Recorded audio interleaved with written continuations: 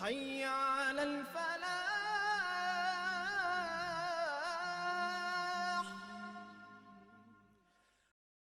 الحمد لوليه والصلاة والسلام على نبيه وعلى آله واصحابه المتأدبين بآدابه اما بعد. چھٹا پارہ ہمارا ختم ہوا تھا سورت مائدہ کی آیت نمبر 82 پر. آیت نمبر 83 سے 7ویں پارے کا آغاز ہو رہا ہے اور آج ہم انشاءاللہ یہیں سے پڑھیں گے. اعوذ باللہ من الشیطان الرجیم. بسم اللہ الرحمن الرحیم. وَإِذَا سَمِعُوا مَا أُنزِلَ إِلَى الرَّسُولِ تَرَىٰ أَعْيُنَهُمْ تَفِيضُ مِنَ الدَّمْعِ مِمَّا عَرَفُوا مِنَ الْحَقِّ يَقُولُونَ رَبَّنَا آمَنَّا فَاكْتُبْنَا مَعَ الشَّاهِدِينَ.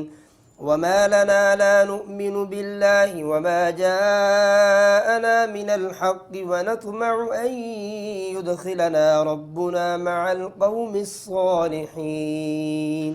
اور جب وہ اس قرآن کو سنتے ہیں جو رسول کی طرف نازل کیا گیا تو حق کو پہچاننے کی وجہ سے آپ ان کی آنکھوں سے آنسوؤں کو بہتا ہوا دیکھتے ہیں. وہ کہتے ہیں اے ہمارے رب ہم ایمان لائے تو ہمیں حق کی گواہی دینے والوں کے ساتھ لکھ لے. حضرت سعید بن جبیر رضی اللہ تعالیٰ عنہ بیان کرتے ہیں کہ نجاشی نے اپنے 30 معتبر افراد کو حضور کے پاس بھیجا. جب یہ حضور علیہ السلام کی بارگاہ میں حاضر ہوئے تو سرکار کریم علیہ الصلوۃ والتسلیم نے ان کے سامنے قرآن کریم کی تلاوت کی. اب جب تلاوت کرنے والے ایک اچھے قاری صاحب ہوں تو مجمع پر ایک عجیب کیفیت طاری ہوتی ہے، اور جب تلاوت کرنے والے خود اللہ کے حبیب ہوں گے تو کیا منظر ہوگا. اب یہ جو افراد آئے تھے حضور کی زبان اقدس سے، حضور کی زبان حق ترجمان سے تلاوت سن کر ان کی آنکھوں سے آنسو جاری ہو گئے اور یہ ایمان لے آئے. ان کے متعلق آیت کریمہ نازل ہوئی. اور جب وہ اس قرآن کو سنتے ہیں جو رسول کی طرف نازل کیا گیا تو حق کو پہچاننے کی وجہ سے آپ ان کی آنکھوں سے آنسوؤں کو بہتا ہوا دیکھتے ہیں. وہ کہتے ہیں اے ہمارے رب ہم ایمان لائے تو ہمیں حق کی گواہی دینے والوں کے ساتھ لکھ لے. اور ہمیں کیا ہوا کہ ہم اللہ پر ایمان نہ لائیں اور اس حق پر جو ہمارے پاس آیا ہے، اور ہم کیوں نہ یہ خواہش کریں کہ ہمارا رب ہمیں نیک لوگوں کے ساتھ شامل کر لے. سو اللہ نے ان کے اس قول کے صلے میں ان کو ایسی جنتیں عطا فرمائیں جن کے نیچے سے دریا بہتے ہیں، جن میں وہ ہمیشہ رہیں گے، اور یہی نیکی کرنے والوں کی جزا ہے. اور جن لوگوں نے کفر کیا اور ہماری آیتوں کو جھٹلایا وہ دوزخی ہیں. يا أيها الذين آمنوا لا تحرموا طيبات ما أحل الله لكم ولا تعتدوا إن الله لا يحب المعتدين. وكلوا مما رزقكم الله حلالا طيبا واتقوا الله الذي أنتم به مؤمنون. اے ایمان والو تم ان پسندیدہ چیزوں کو حرام قرار نہ دو جن کو اللہ نے تمہارے لیے حلال کر دیا ہے، اور حد سے نہ بڑھو، بے شک اللہ حد سے بڑھنے والوں کو پسند نہیں کرتا. یہاں پر واضح طور پر بیان ہو گیا کہ جو چیزیں حلال ہیں، جو جائز ہیں، جن کی طرف انسان کا دل مائل ہوتا ہے، ان حلال اور جائز چیزوں سے خود کو روکنا نہیں چاہیے. ہاں جو حرام ہیں، جو ناجائز ہیں، جو مکروہ ہیں ان سے بچنا چاہیے، لیکن حلال خواہشیں، حلال لذتیں ان کو حاصل کرنے سے خود کو روکنا یہ کوئی تقوی نہیں ہے. دیکھیں اسلام میں اور عیسائیت میں بہت بڑا یہ ایک ڈیفرنس ہے. عیسائیوں نے کیا کیا، خود کو گرجوں تک محدود کر لیا. ان کی خواتین نے، ان کے مذہبی رہنماؤں نے خود پر شادی کو حرام قرار دے دیا، اور کوئی نن بن گئی، کوئی کسی عہدہ پر فائز ہو گئے، اور انہوں نے جو جائز لذتیں تھیں ان سے بھی کنارہ کشی کر لی. اسلام ایسا مذہب نہیں ہے. اسلام کہتا آپ لذتوں کو حاصل کریں لیکن جائز لذتوں کو، اپنے دائرہ کی حدود میں رہتے ہوئے، دائرہ سے باہر نہ جائیں. پھر ارشاد ہے اور اللہ کے دیے ہوئے حلال پاکیزہ رزق سے کھاؤ اور اللہ سے ڈرتے رہو جس پر تم ایمان رکھنے والے ہو۔ اللہ تمہاری بے مقصد قسموں پر تمہاری گرفت نہیں فرمائے گا، لیکن تمہاری پختہ قسموں پر تمہاری گرفت فرمائے گا۔ سو ان کا کفارہ 10 مسکینوں کو درمیانی قسم کا کھانا کھلانا ہے، جیسا تم اپنے گھر والوں کو کھلاتے ہو، یا ان مسکینوں کو کپڑے دینا، یا ایک غلام آزاد کرنا ہے جو ان میں سے کسی چیز پر قادر نہ ہو، تو وہ 3 دن کے روزے رکھے۔ یہ تمہاری قسموں کا کفارہ ہے جب تم قسم کھاؤ اور توڑ دو، اور اپنی قسموں کی حفاظت کرو۔ اسی طرح اللہ تمہارے لیے اپنی آیتیں بیان فرماتا ہے تاکہ تم شکر ادا کرو۔ اب حکم کیا ہے؟ جب قسم اٹھا لو تو پھر قسم کو پورا کرو، قسم کو توڑنا نہیں ہے۔ ہاں، اگر خدا نخواستہ قسم کسی نے کسی غلط چیز کی کھا لی، کسی غلط بات پر قسم اٹھا لی، مثلا کسی نے قسم اٹھا لی میں نماز نہیں پڑھوں گا، تو نماز پڑھنا تو فرض ہے، اب اس پر لازم ہے کہ قسم کو توڑے۔ کسی نے قسم اٹھا لی کہ میں والدین کے پاس نہیں جاؤں گا، بہن بھائیوں کے گھر نہیں جاؤں گا، تو ذو رحم رشتہ داروں کے ساتھ تعلق رکھنا تو ضروری ہے، تو اب اس پر لازم ہے کہ قسم کو توڑے اور قسم کا کفارہ ادا کرے۔ اب قسم کا کفارہ کیا ہے؟ پہلی صورت کیا بیان ہوئی؟ 10 مسکینوں کو درمیانی قسم کا، متوسط قسم کا کھانا کھلانا ہے۔ بہتر سے بہتر کھانا کھلائیں، کوئی حرج نہیں، لیکن گھٹیا کھانا نہیں، ایسا متوسط کھانا جو خود کھاتے ہیں۔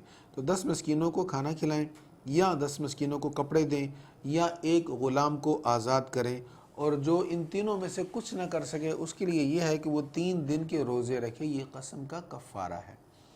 لیکن یہاں پر یہ بھی بات یاد رہے، بہت سے کیسز ایسے بھی دیکھنے میں آتے ہیں کہ لوگ جھوٹی قسم اٹھا کر کسی دوسرے کا حق مار لیتے ہیں، اور بعد میں مسجد میں آ جاتے ہیں، آ کر کہتے ہیں مولوی صاحب آٹا لے لیں، یہ بچوں کو کھانا کھلاتے ہیں تاکہ ہماری قسم کا کفارہ ادا ہو جائے۔ ایسے یہ کفارہ نہیں ہوگا۔ جس جھوٹی قسم سے آپ نے کسی کا حق مارا ہے، جب تک اس کا حق واپس نہیں لوٹائیں گے اللہ تعالیٰ بھی معاف نہیں فرمائے گا۔ پھر ارشاد ہے، اے ایمان والو، شراب اور جوا اور بتوں کے پاس نصب شدہ پتھر اور فال کے تیر محض ناپاک ہیں، شیطانی کاموں سے ہیں، سو تم ان سے اجتناب کرو تاکہ تم کامیاب ہو۔ اب یہ آیت واضح شراب کی حرمت کے بارے میں نازل ہوئی۔ پہلے شراب کی مذمت بیان ہوتی رہی، شراب کے بارے میں نفرت دلائی گئی، رفتہ رفتہ پہلے حکم ہوا کہ نشہ کی حالت میں تم نماز کے قریب نہ جاؤ، شراب کو حرام نہیں کیا گیا، تو کئی انداز سے شراب کے بارے میں نفرت دلائی گئی، اس کو ناپسند قرار دیا گیا چونکہ معاشرے میں شراب عام تھی۔ پھر یہ آخر میں یہ حکم نازل ہوا، انما الخمر والمیسر والانصاب والازلام رجس من عمل الشیطان فاجتنبوہ، چھوڑ دو اسے۔ اب شراب اس آیت کے بعد حرام ہو گئی۔ جوا بھی حرام ہے۔ جوا کیا ہے؟ میسر کیا ہے؟ جیتنے والا ہارنے والے کی کوئی چیز لے، جیتنے والا ایسی کھیل جس میں جیتنے والا ہارنے والے کی کوئی چیز لیتا ہے، یہ میسر ہے، یہ جوا ہے۔ تو جوا کی جتنے بھی قسمیں وہ سب حرام ہیں۔ انصاب، نصب شدہ پتھر۔ ابن عباس رضی اللہ تعالیٰ عنہ فرماتے ہیں، بخاری شریف میں ہے کہ بتوں کی محبت میں مشرکین کیا کرتے تھے؟ حرم کے اندر نصب شدہ پتھروں پر، نصب شدہ پتھروں کے اوپر جانوروں کو ذبح کرتے تھے۔ کس کے لیے؟ بتوں کو خوش کرنے کے لیے۔ تو نصب شدہ پتھروں کو یہاں پر انصاب کہا گیا ہے، یعنی بتوں کے لیے جانور ذبح نہ کرو، اللہ کے لیے جانور ذبح کرو، اللہ کا نام لے کر جانور ذبح کرو۔ فال کے تیر، تیروں کے ذریعے فال نکالتے تھے، یہ بھی حرام کر دیا گیا۔ قسمت کا حال تیروں سے معلوم کرنا یہ منع ہے۔ البتہ اگر کوئی استخارہ کرتا ہے، جیسا کہ بخاری کی حدیث ہے، حضور نے استخارہ کی دعا سکھائی، اگر کوئی استخارہ سے کسی کام سے پہلے استخارہ کرتا ہے اور پھر دل میں جو خیال آتا ہے اللہ تعالیٰ کی طرف سے اس پر عمل کرتا ہے، تو اس میں کوئی حرج نہیں، یہ بہت اچھا ہے، کرنا چاہیے۔ تو فرمایا یہ شیطانی کام ہے، ان سے تم اجتناب کرو۔ شیطان صرف یہ چاہتا ہے کہ شراب اور جوئے کے ذریعہ تمہارے درمیان بغض اور عداوت پیدا کر دے اور تمہیں اللہ کی یاد اور نماز سے روک دے، تو کیا تم باز آنے والے ہو؟ اور اللہ کا حکم مانو اور رسول کا حکم مانو اور محتاط رہو۔ پھر اگر تم نے حکم عدولی کی تو جان لو کہ ہمارے رسول پر تو صرف احکام کو صاف طور پر پہنچا دینا ہے۔ ایمان والے اور نیک عمل کرنے والے جو کچھ پہلے کھا پی چکے ہیں اس سے ان پر کوئی باز پرس نہیں ہوگی۔ یہ آیت نمبر 93 ہے۔ اصل میں جب یہ آیت نازل ہوئی کہ شراب حرام ہے تو صحابہ کرام پریشان ہوئے، انہوں نے کہا جو پہلے ہمارے مسلمان بھائی فوت ہو گئے اس آیت کے نازل ہونے سے پہلے، انہوں نے اپنی زندگی میں شراب پی ہے اور وہ فوت ہو گئے، اب ان کا کیا ہوگا؟ کیونکہ شراب تو حرام ہے، یہ تو نجس ہے، یہ تو شیطانی کام ہے۔ تو آیت کریمہ نازل ہوئی کہ پہلے جو ہو گیا اس کی معافی ہے۔ تو اس آیت میں ارشاد ہوا ایمان والے اور نیک عمل کرنے والے جو کچھ پہلے کھا پی چکے ہیں اس سے ان پر کوئی باز پرس نہیں ہوگی، بشرط یہ کہ وہ اللہ سے ڈرتے رہے اور ایمان پر برقرار رہے اور نیک عمل کرتے رہے، پھر اللہ سے ڈرتے رہے اور بدستور ایمان پر قائم رہے، پھر اللہ سے ڈرتے رہے اور اچھے کام کرتے رہے۔ اللہ اچھے کام کرنے والوں کو پسند کرتا ہے۔ ان اللہ واللہ یحب المحسنین، واللہ یحب المحسنین۔ ہم اچھا کام کرتے ہوتے ہیں نا، تم کہتے ہیں یار لوگ پسند کریں، بھئی لوگوں کی پسند کی پرواہ نہیں کرنی، اللہ پسند کرتا ہے کہ انسان اچھا کام کرے۔ تو اچھا کام اس لیے کرنا چاہیے کہ اللہ اچھا کام کرنے والوں سے محبت فرماتا ہے، واللہ یحب المحسنین۔ يا أيها الذين آمنوا ليبلونكم الله بشيء من الصيد تناله أيديكم ورماحكم ليعلم الله من يخافه بالغيب، فمن اعتدى بعد ذلك فله عذاب أليم۔ يا أيها الذين آمنوا لا تقتلوا الصيد وأنتم حرم، ومن قتله منكم متعمدا فجزاء مثل ما قتل من النعم يحكم به ذوى عدل منكم هديا بالغ الكعبة أو كفارة طعام مساكين أو عدل ذلك صياما ليذوق وبال أمره، عفى الله عما سلف ومن عاد فينتقم الله منه والله عزيز ذو انتقام۔ اے ایمان والو، اللہ تم کو ضرور ایسے شکار سے آزمائے گا جس تک تمہارے ہاتھ اور تمہارے نیزے پہنچ سکیں، تاکہ اللہ یہ ظاہر کر دے کہ کون اس سے غائبانہ ڈرتا ہے۔ سو جس نے اس تنبیہ کے بعد حد سے تجاوز کیا اس کے لیے دردناک عذاب ہے۔ حالت احرام میں شکار کرنا منع ہے۔ اب یہاں پر یہ پہلے بتا دیا گیا کہ اللہ تمہیں آزمائے گا ایسے شکار سے جس تک تمہارے ہاتھ اور نیزے پہنچتے ہوں گے۔ تو صحابہ کرام حالت حرام میں ہیں اور جا رہے ہیں حرم کی طرف، مکہ معظمہ کی طرف، تو شکار کے جانور ان کے اتنے پاس سے گزر رہے ہیں، اگر چاہیں تو ہاتھ سے ان کو پکڑ سکتے ہیں۔ تو ذہن میں رکھیں، کبھی کبھی اختیار ہوتا ہے ہمارے اختیار میں گناہ آ جاتا ہے، ہمارے پاس اتنے وسائل ہوتے ہیں کہ ہم آسانی کے ساتھ اس گناہ کو خرید سکتے ہیں، اس گناہ کو کر سکتے ہیں۔ تو یہ آزمائش ہوتی ہے اللہ تعالیٰ کی طرف سے کہ بندے کو میں نے اختیار دیا ہے، اب یہ بچتا ہے کہ نہیں بچتا، اب اس وقت بچنا ہے نا۔ ایک بندہ کر ہی نہیں سکتا، اس کے پاس وسائل ہی نہیں ہے یا اس کے پاس طاقت ہی نہیں ہے، تو اس کے لیے آزمائش نہیں ہے۔ آزمائش اسی کے لیے جس کے پاس وسائل ہیں، جس کا ہاتھ پہنچتا ہے، اس کے بارے میں دیکھا جائے گا اب اللہ سے کتنا ڈرا، اللہ سے غائبانہ کتنا ڈر رہا ہے کہ اس کے ڈر کی وجہ سے وسائل، اختیار، طاقت ہونے کے باوجود اس نے گناہ نہیں کیا۔ پھر ترجمہ سنی، اے ایمان والو، اللہ تم کو ضرور ایسے شکار سے آزمائے گا جس تک تمہارے ہاتھ اور تمہارے نیزے پہنچ سکیں، تاکہ اللہ یہ ظاہر کر دے کہ کون اس سے غائبانہ ڈرتا ہے۔ سو جس نے اس تنبیہ کے بعد حد سے تجاوز کیا اس کے لیے دردناک عذاب ہے۔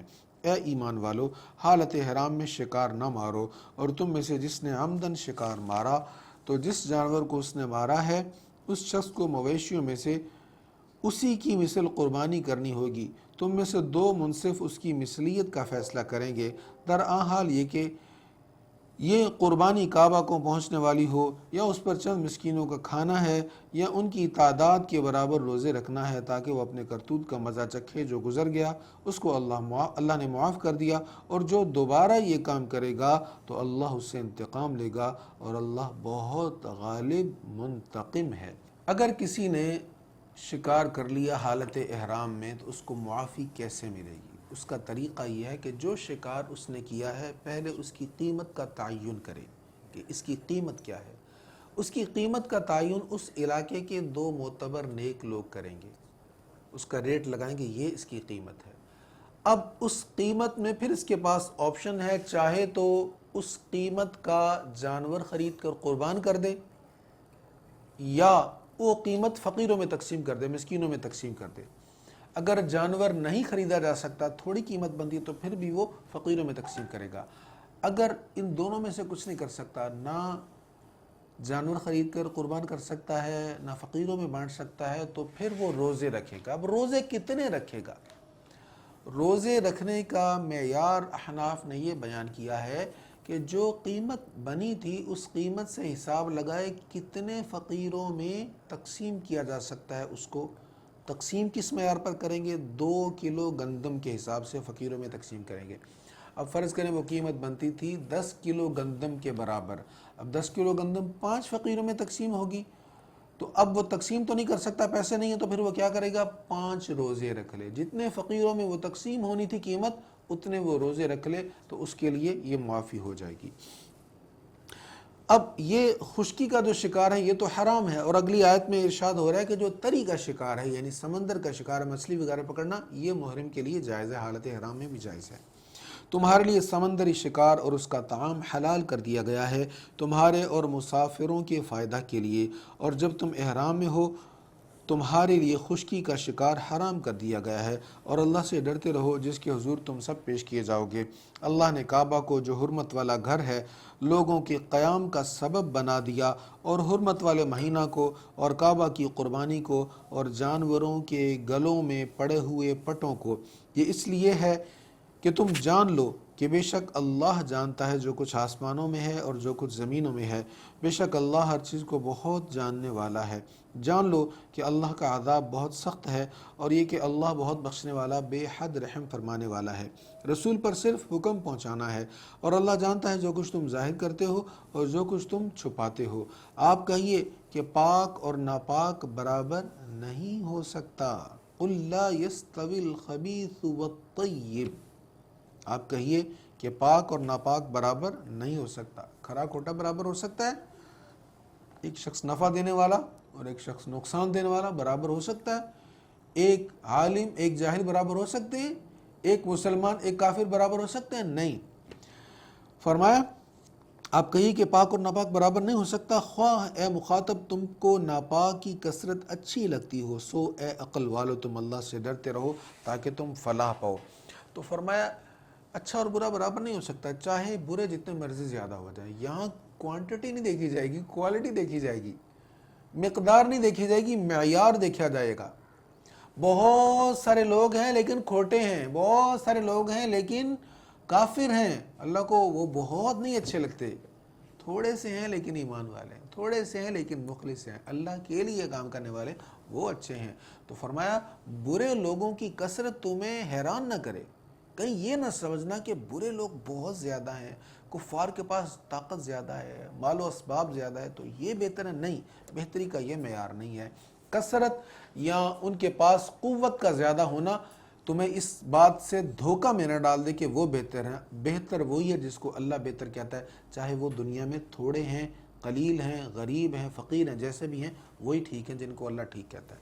آپ کہیے کہ پاک اور ناپاک برابر نہیں ہو سکتا، خواہ اے مخاطب تم کو ناپاک کی کثرت اچھی لگتی ہو، سو اے عقل والو تم اللہ سے ڈرتے رہو تاکہ تم فلاح پاؤ۔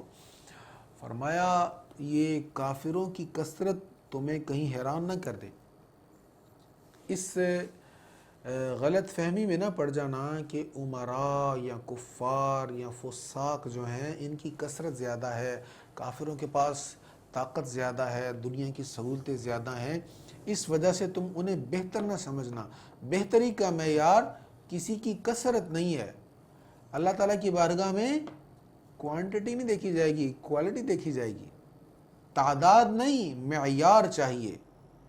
اچھے لوگ ہوں، ایمان والے ہوں، صالح ہوں، اللہ کی خاطر سب کچھ کرنے والوں، یہ تھوڑے بھی ہوں تو اچھے ہیں، اور اللہ تعالیٰ کے منکروں بہت زیادہ ہوں تو ان کی کثرت، ان کی زیادتی کوئی قدر و قیمت نہیں ہے اس کی۔ اس لیے فرمایا اے ایمان والو تم کافروں کی کثرت یا ان کے پاس مال و اسباب کی کثرت دیکھ کر یہ مت سمجھنا کہ یہ بہتر ہے۔ بہتر وہی ہے جس کو اللہ بہتر کہے، چاہے وہ غریب ہے چاہے وہ مفلوق الحال ہے۔ يا أيها الذين آمنوا لا تسألوا عن أشياء إن تبد لكم تسؤكم وإن تسألوا عنها حين ينزل القرآن تبد لكم عفى الله عنها والله غفور حليم۔ قد سألها قوم من قبلكم ثم أصبحوا بها كافرين۔ اے ایمان والو، ایسی باتیں نہ پوچھا کرو جو اگر تم پر ظاہر کر دی جائیں تو تم کو ناگوار ہوں، اور اگر تم ایسے وقت سوال کرو گے جب قرآن نازل کیا جا رہا ہو تو وہ تم پر ظاہر کر دی جائیں گی۔ اللہ نے ان سے درگزر کیا اور اللہ بہت بخشنے والا نہایت حلم والا ہے۔ تم سے پہلے ایک قوم نے اس قسم کے سوالات کیے تھے، پھر وہ لوگ انہی سوالات کی وجہ سے کفر میں مبتلا ہو گئے۔ حضور صلی اللہ علیہ وسلم ایک دن تشریف لائے۔ ایک شخص نے کہا جی بتائیں میرا باپ کون ہے، اور ایک شخص نے کہا جی بتائیں میرا باپ کہاں ہے۔ تو حضور نے اس کو اس کے باپ کا نام بتا دیا، اور دوسرے کو کہا تمہارا باپ جہنم میں ہے۔ حضرت سیدنا عمر بن خطاب نے دیکھا کہ حضور جلال میں ہیں، تو گھٹنوں کے بل حضور علیہ الصلوۃ والتسلیم سے عرض کیا یا رسول اللہ معاف فرمائیں، درگزر فرمائیں۔ تو حضور علیہ السلام نے معاف فرما دیا، تو قرآن کی آیت نازل ہو گئی۔ تو یہاں سے ایک تو یہ حکم ہوا کہ جب قرآن نازل ہو رہا اس وقت سوالات نہ کریں، انتظار کریں، حضور پر وحی مکمل ہوگی تو آپ خود ارشاد فرمائیں گے۔ اور دوسرا یہ بات ہے کہ بے مقصد بلا وجہ سوالات نہیں کرنا چاہیے، صرف ضرورت کا ہی سوال ہونا چاہیے۔ اللہ نے جانوروں میں کوئی بحیرہ نہیں بنایا، اور نہ سائبہ اور نہ وسیلہ اور نہ حامی، مگر یہ کافر جھوٹ بول کر اللہ پر بہتان تراشتے ہیں، اور ان میں اکثر لوگ عقل سے کام نہیں لیتے۔ مشرکین مکہ نے کچھ جانوروں کا کھانا خود پر حرام کیا تھا، کچھ جانوروں کی سواری نہیں کرتے تھے، اور کچھ جانوروں کا گوشت نہیں کھاتے تھے، کچھ جانوروں پر بوجھ نہیں لاتے تھے، اور انہوں نے ان جانوروں کو اپنے بتوں کے لیے چھوڑا ہوا تھا۔ ان کے نام ہیں سائبہ، وسیلہ، حام، بحیرہ وغیرہ۔ تو اللہ تعالیٰ نے فرمایا یہ تم نے حلال جانوروں کو جو خود پر حرام کیا ہوا ہے، اس کی تمہارے پاس کوئی دلیل نہیں ہے، اور یہ حلال جانوروں کو حرام کرنا تمہارا فعل سخت گناہ ہے۔ پھر ارشاد ہے اور جب ان سے کہا جاتا ہے آؤ اس دین کی طرف جو اللہ نے نازل کیا ہے اور رسول کی شریعت کی طرف، تو کہتے ہیں ہمیں وہ طریقہ کافی ہے جس پر ہم نے اپنے باپ دادا کو پایا، خواہ ان کے باپ دادا کسی چیز کا علم نہ رکھتے ہوں نہ ہدایت یافتہ ہوں۔ اے ایمان والو، تم اپنی فکر کرو، جب تم ہدایت پر ہو تو کسی کی گمراہی سے تمہیں کوئی ضرر نہیں ہوگا، اللہ ہی کی طرف تم سب نے لوٹنا ہے، پھر وہ تم کو خبر دے گا کہ تم کیا کرتے رہے تھے۔ مسلمان اس بات سے پریشان ہوتے تھے کہ اتنی تبلیغ، اتنی کوشش کے باوجود یہ کفار دین کی طرف نہیں آ رہے، تو اللہ نے فرمایا تم نے اپنی کوشش کر لی، اپنا پیغام پہنچایا، یہ نہیں آتے تو نہ سے، بس تم اپنے دین پر مضبوط رہو، اگر وہ نہیں آتے تو اس پر تم سے پوچھا نہیں جائے گا، تم نے بس جو حق تھا اس کو ادا کر دیا ہے۔ اے ایمان والو، جب تم میں سے کسی کی موت کا وقت آ جائے اور وہ وصیت کر رہا ہو تو تمہاری شہادت کا نصاب یہ ہے کہ تم میں سے 2 نیک آدمی گواہ ہوں۔ یہ آیت نمبر 106 میں اگر کوئی مرنے والا ہے، وصیت کر رہا ہے، تو اس کے متعلق گواہی کا حکم بیان ہو رہا ہے۔ جب تم میں سے کسی کو موت کا وقت آ جائے اور وہ وصیت کر رہا ہو تو تمہاری شہادت کا نصاب یہ ہے کہ تم میں سے 2 نیک آدمی گواہ ہوں، اور اگر تم زمین میں سفر کر رہے ہو اور تم میں سے کسی کو موت آ پہنچے تو غیروں میں سے ہی 2 شخص گواہ ہوں۔ اگر تمہیں ان پر شک ہو، کیا شک ہو کہ یہ گواہی میں سچے نہیں ہیں، تو پھر کیا کریں؟ اگر تمہیں ان پر شک ہو، تم ان دو گواہوں کو نماز کے بعد روک لو، وہ اللہ کی قسمیں کھا کر کہیں کہ ہم کسی فائدہ کی وجہ سے اس قسم کے عوض کوئی مال نہیں لیں گے، اور خواہ قریبی رشتہ دار ہوں ہم ان کی رعایت نہیں کریں گے، اور ہم اللہ کی گواہی نہیں چھپائیں گے، ورنہ ہم سخت گناہ گاروں میں شمار ہوں گے۔ پھر اگر معلوم ہو جائے کہ وہ دونوں گواہ کسی گناہ کے مرتکب ہوئے ہیں تو جن لوگوں کا حق ان لوگوں نے ضائع کیا ہے ان کی طرف سے 2 گواہ ان کی جگہ کھڑے کیے جائیں، اور وہ گواہ اللہ کی قسم کھا کر کہیں ہماری شہادت ان وصیوں کی شہادت سے زیادہ برحق ہے، اور ہم نے حد سے تجاوز نہیں کیا، ورنہ ہمارا شمار ظالموں میں ہوگا۔ یہ طریقہ اس بات کے زیادہ قریب ہے کہ وہ وصی اس طرح شہادت دیں جس طرح شہادت دینے کا حق ہے، یا وہ اس بات سے ڈریں کہ وہ رسا کی قسموں کے بعد ان کی قسمیں مسترد کر دی جائیں گی، اور اللہ سے ڈرتے رہو اور اس کے احکام سنو، اور اللہ نافرمان لوگوں کو ہدایت نہیں دیتا۔ يوم يجمع الله الرسل فيقول ماذا أجبتم قالوا لا علم لنا إنك أنت علام الغيوب۔ جس دن اللہ تمام رسولوں کو جمع فرمائے گا، پھر فرمائے گا تمہیں کیا جواب دیا گیا تھا؟ وہ عرض کریں کہ ہمیں بالکل علم نہیں ہے، بے شک تو ہی تمام غیبوں کا جاننے والا ہے۔ تو رسولوں کو پتہ تھا کہ ان کو قوموں نے کیا جواب دیا ہے، لیکن جب اللہ ان سے پوچھے گا تمہیں کیا جواب دیا گیا تو وہ کہیں گے لا علم لنا۔ اس کا مطلب یہ ہے کہ اے اللہ جیسا تو جانتا ہے، جیسا تیرا علم ہے، اس حساب سے تو ہمیں کچھ بھی نہیں پتا، ہمیں کوئی علم نہیں۔ کیا مطلب؟ اے اللہ تو بہت بہتر جانتا ہے، تو بہت اچھے سے جانتا ہے کہ ہمیں ان لوگوں نے کیا جواب دیا تھا۔ جب اللہ فرمائے گا اے عیسیٰ ابن مریم تم اپنے اوپر اور اپنی ماں کے اوپر میرے احسان کو یاد کرو۔ اب یہاں سے اللہ تعالیٰ حضرت عیسیٰ پر ہونے والے احسانات کا ذکر کر رہا ہے۔ جب اللہ فرمائے گا اے عیسیٰ ابن مریم تم اپنے اوپر اور اپنی ماں کے اوپر میرے احسان کو یاد کرو، جب میں نے روح القدس سے تمہاری مدد کی، تم گہوارے میں بھی لوگوں سے کلام کرتے تھے اور پختہ عمر میں بھی، اور جب میں نے تم کو کتاب، حکمت، تورات اور انجیل کا علم دیا، اور جب تم میرے حکم سے مٹی سے پرندے کی صورت بناتے تھے، پھر تم اس میں پھونک مارتے تھے تو میرے حکم سے پرندہ ہو جاتی تھی، اور تم میرے حکم سے مادرزاد اندھوں اور برس کے مریضوں کو تندرست کرتے تھے، اور تم میرے حکم سے مردوں کو نکالتے تھے، اور میں نے ہی تم کو بنو اسرائیل سے بچایا جب تم ان کے پاس روشن معجزات لے کر گئے تو ان میں سے کافروں نے کہا یہ کھلے ہوئے جادو کے سوا اور کچھ نہیں ہے، اور جب میں نے حواریوں پر الہام کیا کہ مجھ پر اور میرے رسول پر ایمان لاؤ تو انہوں نے کہا ہم ایمان لائے، اور اے اللہ تو گواہ ہو جا کہ بے شک ہم مسلمان ہیں۔ اذ اوحیت الی الحواریین واذ اوحیت الی الحواریین، حواری کون ہے؟ حضرت عیسیٰ علیہ السلام کے جو صحابہ ہیں، آپ پر ایمان لانے والوں کو حواری کہا جاتا ہے، جیسے حضور صلی اللہ علیہ وسلم پر ایمان لانے والوں کو صحابی کہا جاتا ہے۔ تو اللہ تعالیٰ حضرت عیسیٰ علیہ السلام پر جو انعامات ہوئے ان میں یہ چیز بھی گنوائی کہ جب میں نے حواریوں کو الہام کیا، یعنی ان کے دل میں یہ بات ڈالی کہ میرے رسول پر ایمان لاؤ، تو وہ حضرت عیسیٰ علیہ السلام پر ایمان لائے۔ یہاں سے علماء نے ایک مسئلہ بیان کیا کہ اگر آپ کی بات سننے والے کوئی لوگ ہیں، اگر آپ سے محبت کرنے والے کوئی لوگ ہیں، اگر کوئی آپ کی بات سن لیتا ہے، آپ کے پیچھے چل پڑتا ہے، آپ کو فالو کرتا ہے، تو یہ اللہ تعالیٰ کی عظیم نعمت ہے، شکر ادا کریں۔ اور یہاں پر یہ بھی یاد رہے کہ جس کے پیچھے چلنے والے 4 بندے ہیں نا، جس کے سننے والے 4 بندے ہیں، اس کو خیال کرنا چاہیے کہیں اس سے کوئی خطا نہ ہو جائے، کیونکہ اس کا پاؤں پھسلے گا تو سب کے پاؤں پھسل جائیں گے۔ اللہ ہمیں راہ ہدایت نصیب فرمائے۔ إذ قال الحواريون يا عيسى ابن مريم هل يستطيع ربك أن ينزل علينا مائدة من السماء قال اتقوا الله إن كنتم مؤمنين۔ جب حواریوں نے کہا اے عیسیٰ ابن مریم کیا آپ کا رب ہم پر آسمان سے خوان نازل کر سکتا ہے؟ عیسیٰ نے کہا اللہ سے ڈرو اگر تم ایمان والے ہو۔ اب یہیں سے وہ مائدہ کا ذکر ہے، مائدہ جس کو ہم دسترخوان کہتے ہیں، تو یہاں پر مائدہ کا ذکر ہے۔ انہوں نے کہا آپ ہم سے اللہ سے دعا کریں تو ہم پر آسمان سے مائدہ دسترخوان نازل ہو سکتا ہے ایسے؟ آپ نے فرمایا اللہ سے ڈرو۔ انہوں نے کہا ہم تو یہ چاہتے ہیں کہ ہم اس خوان سے کھائیں اور ہمارے دل مطمئن ہو جائیں اور ہمیں یقین ہو جائے کہ آپ نے ہم سے سچ کہا تھا اور ہم اس پر گواہی دینے والوں میں سے ہو جائیں۔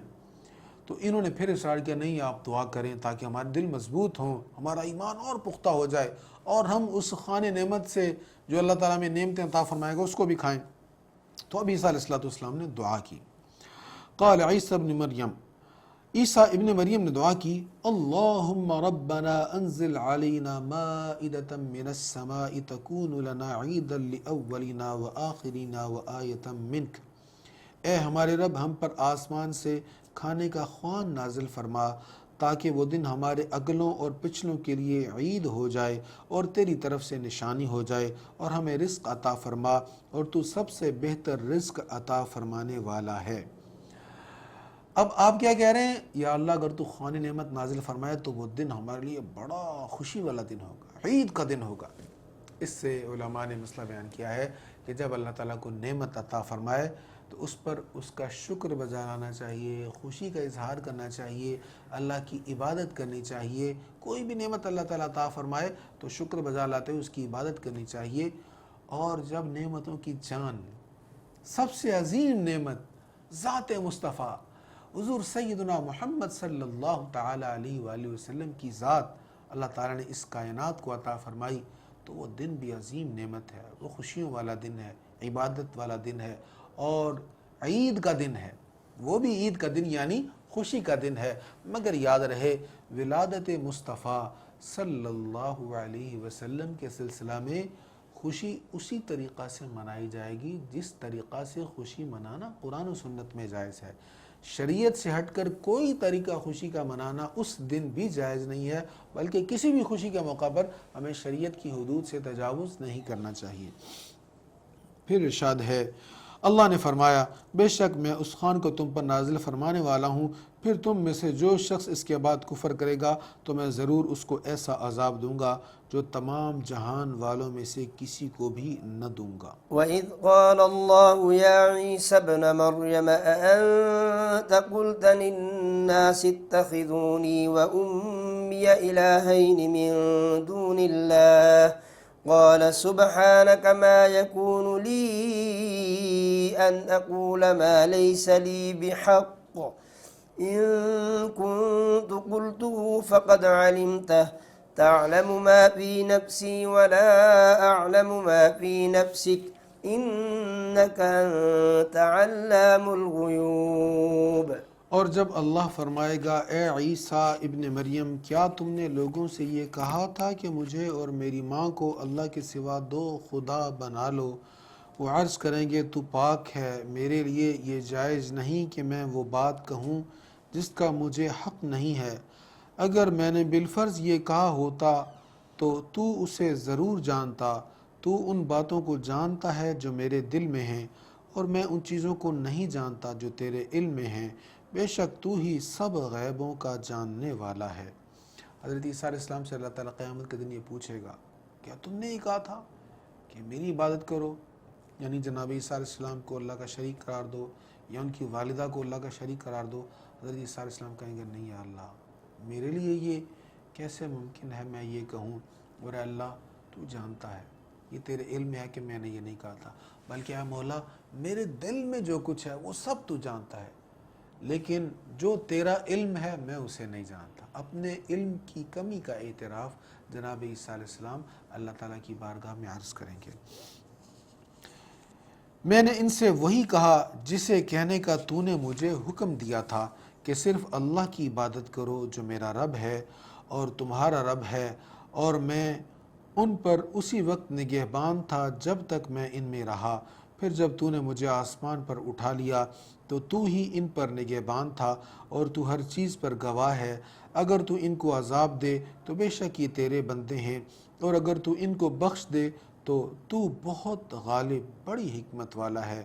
اللہ فرمائے گا یہ وہ دن ہے جس میں سچوں کو ان کا سچ نفع پہنچائے گا، ان کے لیے جنتیں ہیں جن کے نیچے سے دریا بہتے ہیں، وہ ان میں ہمیشہ ہمیشہ رہیں گے، اللہ ان سے راضی ہوا اور وہ اللہ سے راضی ہوئے، یہی سب سے بڑی کامیابی ہے۔ آسمانوں زمینوں اور جو کچھ ان میں ہے ان کی سلطنت اللہ ہی کی ملکیت میں ہے، اور وہ ہر چیز پر قادر ہے۔ یہاں پر سورۃ مائدہ کا اختتام ہوتا ہے۔ اس سے آگے سورۃ انعام ہے۔ انعام یہ مویشیوں کو، نعم اور اس کی جمع انعام ہے، مویشیوں کو انعام کہا گیا ہے، اور اس میں مویشیوں کا ذکر ہے، اس مناسبت سے اس کا نام سورۃ انعام ہے۔ تمام تعریفیں اللہ ہی کے لیے ہیں جس نے آسمانوں اور زمینوں کو پیدا فرمایا اور تاریکیوں اور نور کو پیدا فرمایا، پھر بھی کفار اپنے رب کے ساتھ دوسروں کو برابر قرار دیتے ہیں۔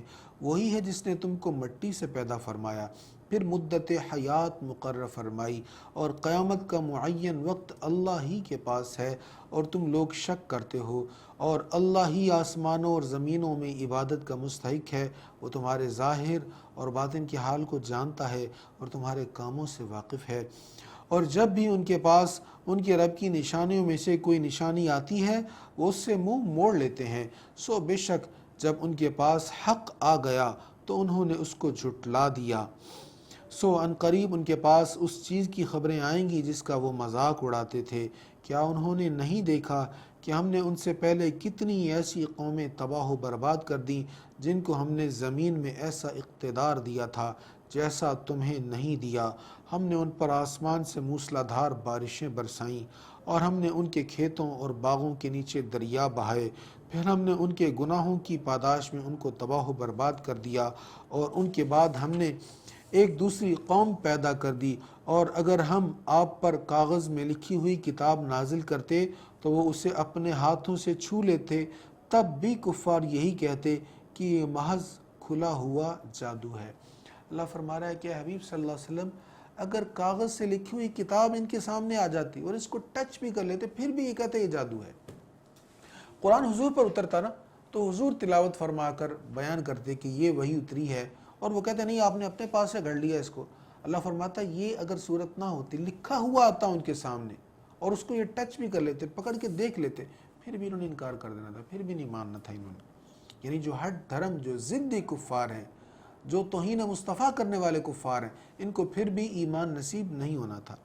انہوں نے کہا اس رسول پر فرشتہ کیوں نہیں نازل کیا گیا، اور اگر ہم فرشتہ نازل کرتے تو ان کا کام پورا ہو چکا ہوتا، پھر انہیں مہلت نہ دی جاتی، اور اگر ہم رسول کو فرشتہ بنا دیتے تب بھی اس کو صورتاً مرد بناتے اور ان پر وہی اشتباہ ڈال دیتے، تو اشتباہ وہ اب کر رہے ہیں۔ تو ڈیمانڈ کرتے کہ حضور پر کوئی فرشتہ نازل کیوں نہیں ہوتا، ان کے ساتھ فرشتے کیوں نہیں چلتے، ہمیں فرشتے نظر آنے چاہیے پھر ہم ایمان لائیں گے۔ تو فرمایا اگر فرشتہ آ جاتا، فرشتہ آپ کے سامنے ہوتا، آپ کی حمایت کر رہا ہوتا ظاہراً، یہ پھر بھی اس کو نہ مانتے، اور اگر ہم نبی کو فرشتہ کی صورت میں بھیج دیتے تو پھر بھی ان کے دلوں میں شبہات پڑتے رہتے اور یہ پھر بھی ایمان نہ لاتے۔ کیا مطلب؟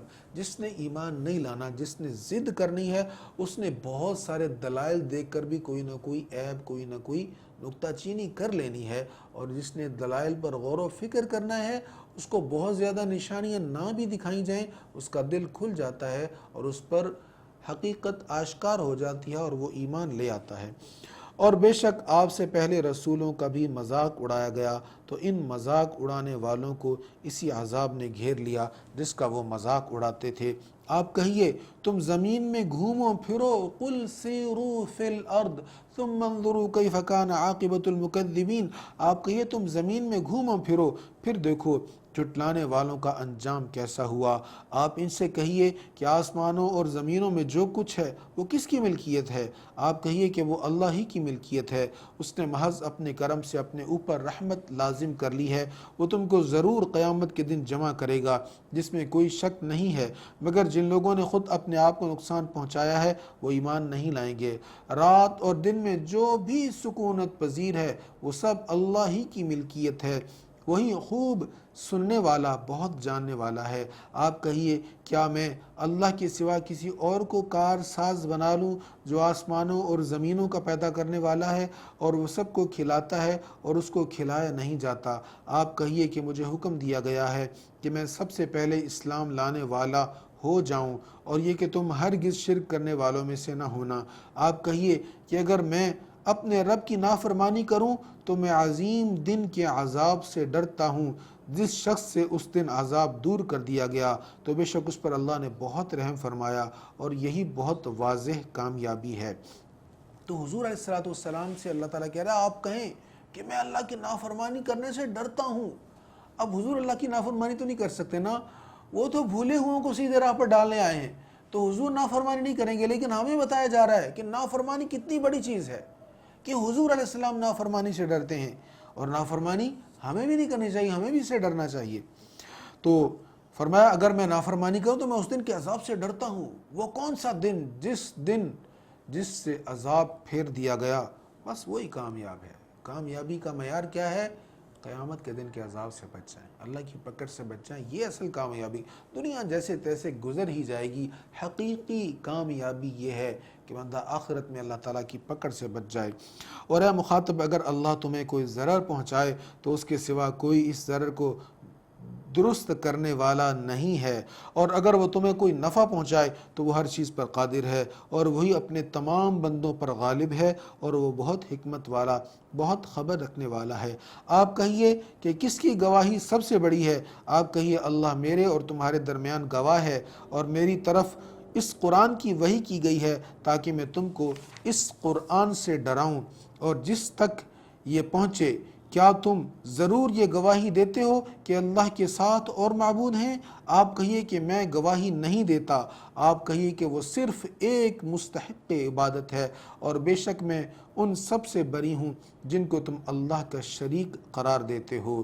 جن لوگوں کو ہم نے کتاب دی ہے وہ اس نبی کو اپنے بیٹوں کی طرح پہچانتے ہیں۔ الذین آتیناہم الکتاب یعرفونہ کما یعرفون ابناءہم، جن لوگوں کو ہم نے کتاب دیا وہ اس نبی کو یعنی حضور صلی اللہ علیہ وسلم کو اپنے بیٹوں کی طرح پہچانتے ہیں۔ جن لوگوں نے اپنی جانوں کو نقصان میں ڈالا سو وہ ایمان نہیں لائیں گے۔ تو اہل کتاب حضور کی نشانیاں اتنی پڑھ چکے تھے اپنی کتابوں میں کہ حضور کو ایسے پہچانتے تھے جیسے کوئی اپنے بیٹوں کو پہچانتا ہے۔ لاکھوں لڑکے ہوں تو باپ اپنے بیٹے کو، ایک بیٹے کو لاکھوں میں سے پہچان لیتا ہے کہ یہ میرا بیٹا ہے۔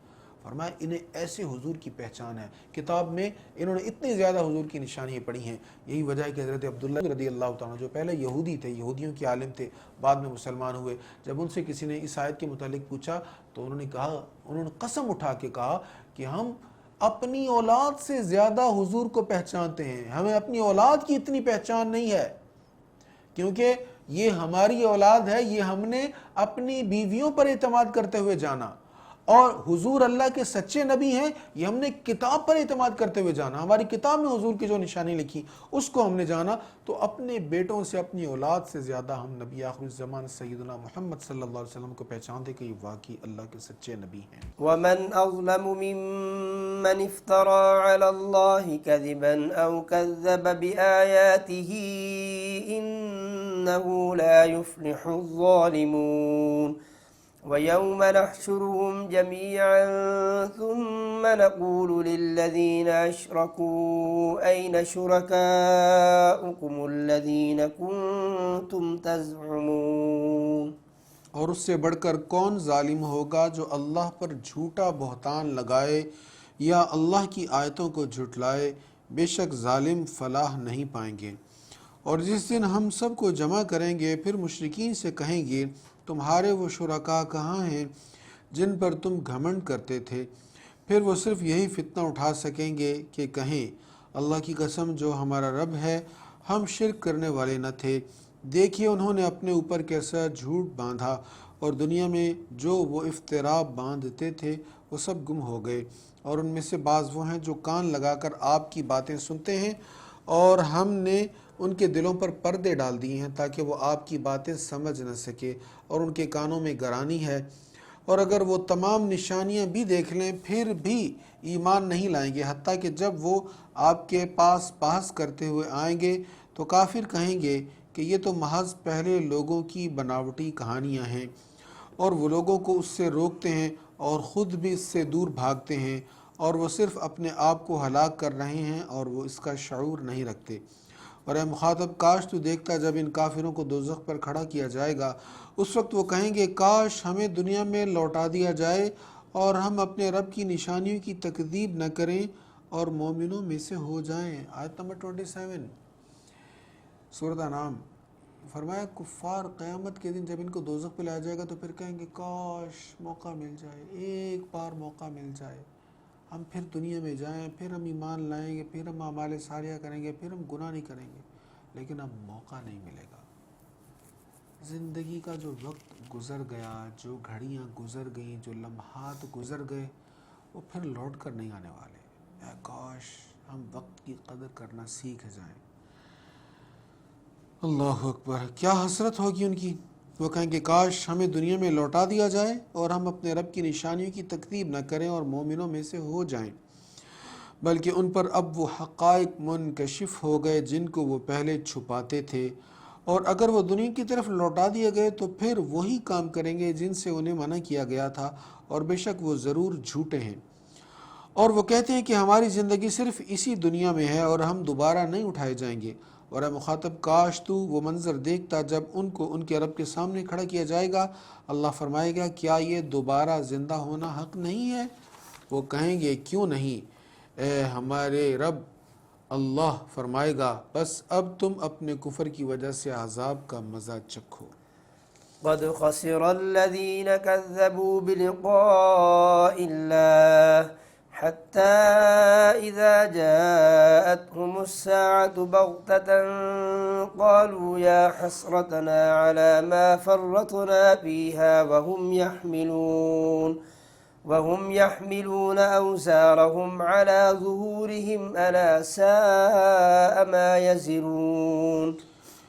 بے شک ان لوگوں نے نقصان اٹھایا جنہوں نے اللہ سے ملاقات کو جھٹلایا، حتیٰ کہ جب ان کے پاس اچانک قیامت آ پہنچے گی تو کہیں گے ہائے افسوس ہماری اس تقصیر پر جو اس بارے میں ہم سے ہوئی، اور وہ اپنی پیٹھوں پر اپنے گناہوں کا بوجھ اٹھائے ہوئے ہوں گے۔ سنو وہ کیسا برا بوجھ اٹھائے ہوئے ہوں گے، کفار گناہوں کا بوجھ اٹھائے ہوں گے۔ دیکھیں انسان کی سعادت یہ ہے کہ وہ دنیا میں نیکیاں کرے، اعمال صالحہ کرے، آخرت پر اس کا یقین پختہ ہو، اس کو پتہ ہو میں نے اللہ کے حضور جانا ہے، اس کا ایمان درست ہو، عقیدہ درست ہو، پھر اعمال صالحہ وہ کرتا رہے۔ لیکن اگر انسان کا آخرت پر عقیدہ ہی نہیں ہوگا، وہ یہی نہ مانے کہ میں نے مرنے کے بعد اللہ کے حضور حاضر ہونا، تو پھر وہ ظاہر وہ نیکیاں بھی نہیں کرے گا، اپنے طور پر جو اس کو اچھا لگے گا وہی کرے گا، لیکن نیکیاں پھر وہ نہیں کرے گا کیونکہ اس کا آخرت پر یقین نہیں ہے۔ اب جب نیکیاں نہیں کرے گا تو پھر شہوات کے پیچھے بھاگے گا، لذتوں کے پیچھے بھاگے گا، حرام اور حلال میں تمیز نہیں رکھے گا، تو ایسی صورت میں کیا ہوگا، اس کے گناہوں کا بوجھ بڑھتا رہے گا، بڑھتا رہے گا، بڑھتا رہے گا، اور بالآخر قیامت کے دن اللہ کے حضور گناہوں کے بھاری بوجھ کے ساتھ وہ حاضر ہوگا۔ وَمَا الْحَيَاةُ الدُّنْيَا إِلَّا لَعِبٌ وَلَهْوٌ، اور دنیا کی زندگی تو صرف کھیل تماشا ہے، اور بے شک آخرت کا گھر متقین کے لیے بہت اچھا ہے، پھر کیا تم عقل سے کام نہیں لوگے؟ اے رسول مکرم ہم یقیناً جانتے ہیں کہ یہ لوگ جو باتیں بناتے ہیں ان سے آپ غمگین ہوتے ہیں، دراصل یہ آپ کی تکذیب نہیں کرتے، یہ ظالم تو اللہ کی آیتوں کا انکار کرتے ہیں۔ آپ سے پہلے بھی کتنے ہی عظیم رسولوں کی تکذیب کی گئی، سو انہوں نے اس تکذیب اور ایذا رسانی پر صبر کیا حتیٰ کہ ان کے پاس ہماری مدد آ پہنچی، اور اللہ کی باتوں کو بدلنے والا کوئی نہیں ہے، اور بے شک آپ کے پاس رسولوں کی خبریں آ چکی ہیں۔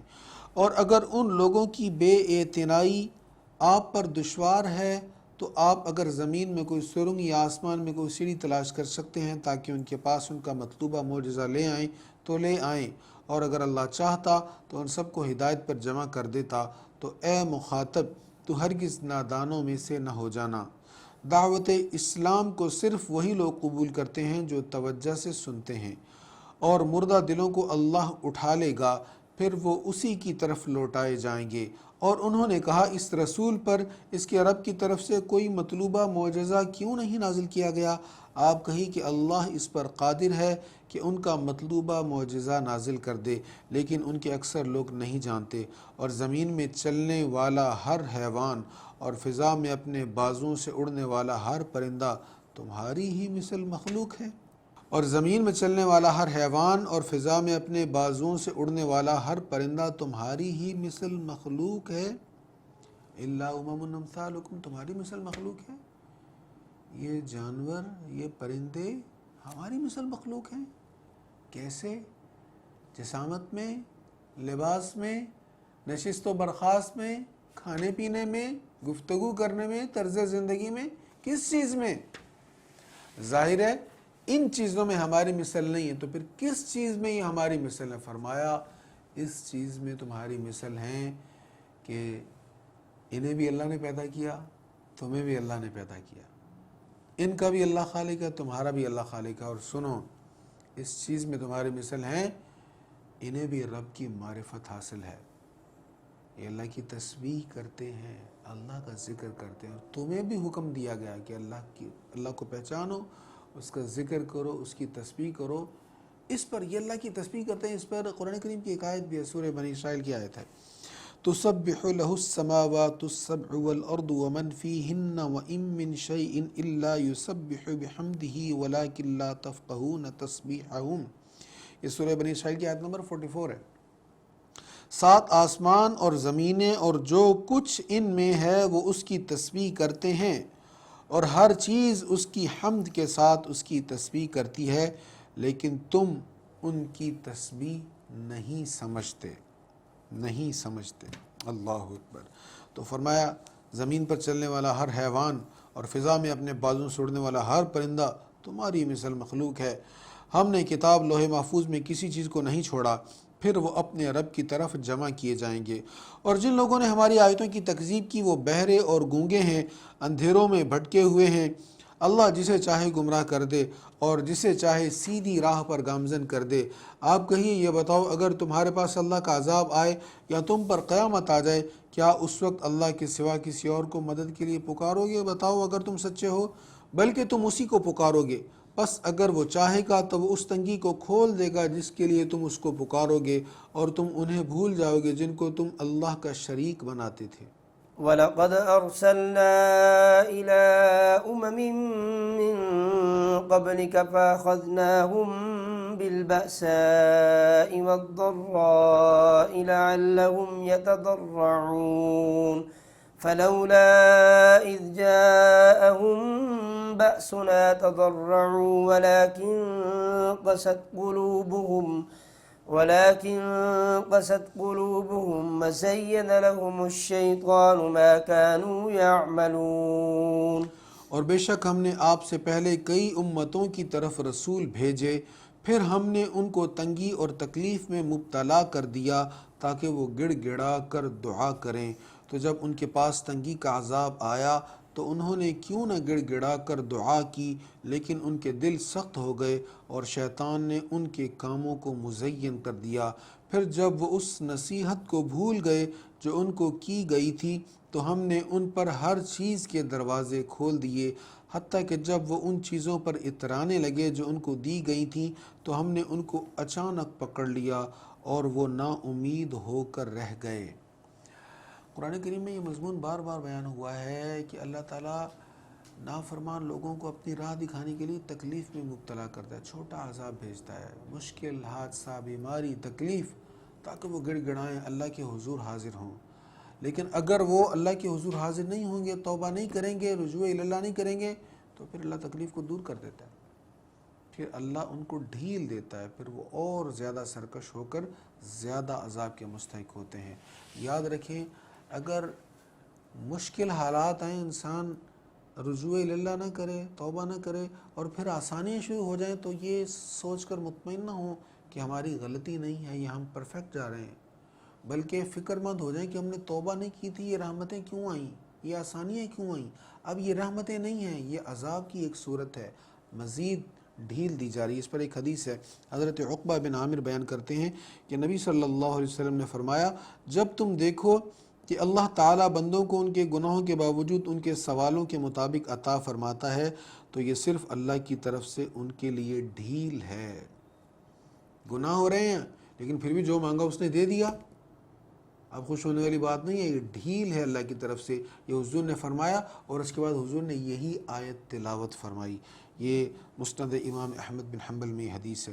پھر ارشاد ہے، پس ظالموں کی جڑ کاٹ دی گئی اور تمام تعریفیں اللہ ہی کے لیے ہیں جو تمام جہانوں کا پروردگار ہے۔ آپ کہیے یہ بتاؤ اگر اللہ تمہارے کان اور تمہاری آنکھیں لے جائے اور تمہارے دلوں پر مہر لگا دے تو اللہ کے سوا کوئی معبود ہے جو یہ چیزیں تمہارے پاس لے آئے؟ دیکھیے ہم کس طرح بار بار دلائل بیان کرتے ہیں پھر بھی وہ روگردانی کرتے ہیں۔ آپ کہیے یہ بتاؤ اگر تمہارے پاس اچانک یا کھلم کھلا اللہ کا عذاب آ جائے تو ظالم لوگوں کے سوا اور کون ہلاک کیے جائیں گے؟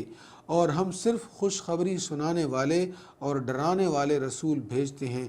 پھر جو لوگ ایمان لائے اور انہوں نے نیک عمل کیے تو ان پر نہ کوئی خوف ہوگا اور نہ وہ غمگین ہوں گے، اور جن لوگوں نے ہماری آیتوں کو جھٹلایا ان کو اس وجہ سے عذاب ہوگا کہ وہ نافرمانی کرتے تھے۔ آپ کہیے کہ میں تم سے یہ نہیں کہتا کہ میرے پاس اللہ کے خزانے ہیں، اور نہ میں از خود غیب جانتا ہوں، اور نہ میں تم سے یہ کہتا ہوں کہ میں فرشتہ ہوں، میں صرف اسی چیز کی پیروی کرتا ہوں جس کی میری طرف وحی کی جاتی ہے۔ آپ کہیے کیا اندھا اور دیکھنے والا برابر ہے؟ کیا تم غور نہیں کرتے؟ وَأَنذِرْ بِهِ الَّذِينَ يَخَافُونَ أَن يُحْشَرُوا إِلَىٰ رَبِّهِمْ لَيْسَ لَهُم مِّن دُونِهِ وَلِيٌّ وَلَا شَفِيعٌ لَّعَلَّهُمْ يَتَّقُونَ وَلَا تَطْرُدِ الَّذِينَ يَدْعُونَ رَبَّهُم بِالْغَدَاةِ وَالْعَشِيِّ يُرِيدُونَ وَجْهَهُ ما عليك من حسابهم من شيء وما من حسابك عليهم من شيء فتطردهم فتكون من الظالمين۔ اور اس قرآن کے ساتھ ان لوگوں کو ڈرائیے جو اپنے رب کی طرف جمع کیے جانے سے ڈرتے ہیں، درآں حال یہ کہ اللہ کے سوا نہ ان کا کوئی مددگار ہوگا نہ شفاعت کرنے والا۔ ان کو ڈرائیے تاکہ وہ متقی ہو جائیں، اور ان مسکین مسلمانوں کو دور نہ کیجیے جو صبح و شام اپنے رب کی عبادت کرتے رہتے ہیں، درآں حال یہ کہ وہ اسی کی رضا جوئی کرتے ہیں۔ ان کا حساب بالکل آپ کے ذمہ نہیں ہے، اور آپ کا حساب سرے منہ ان کے ذمہ نہیں ہے۔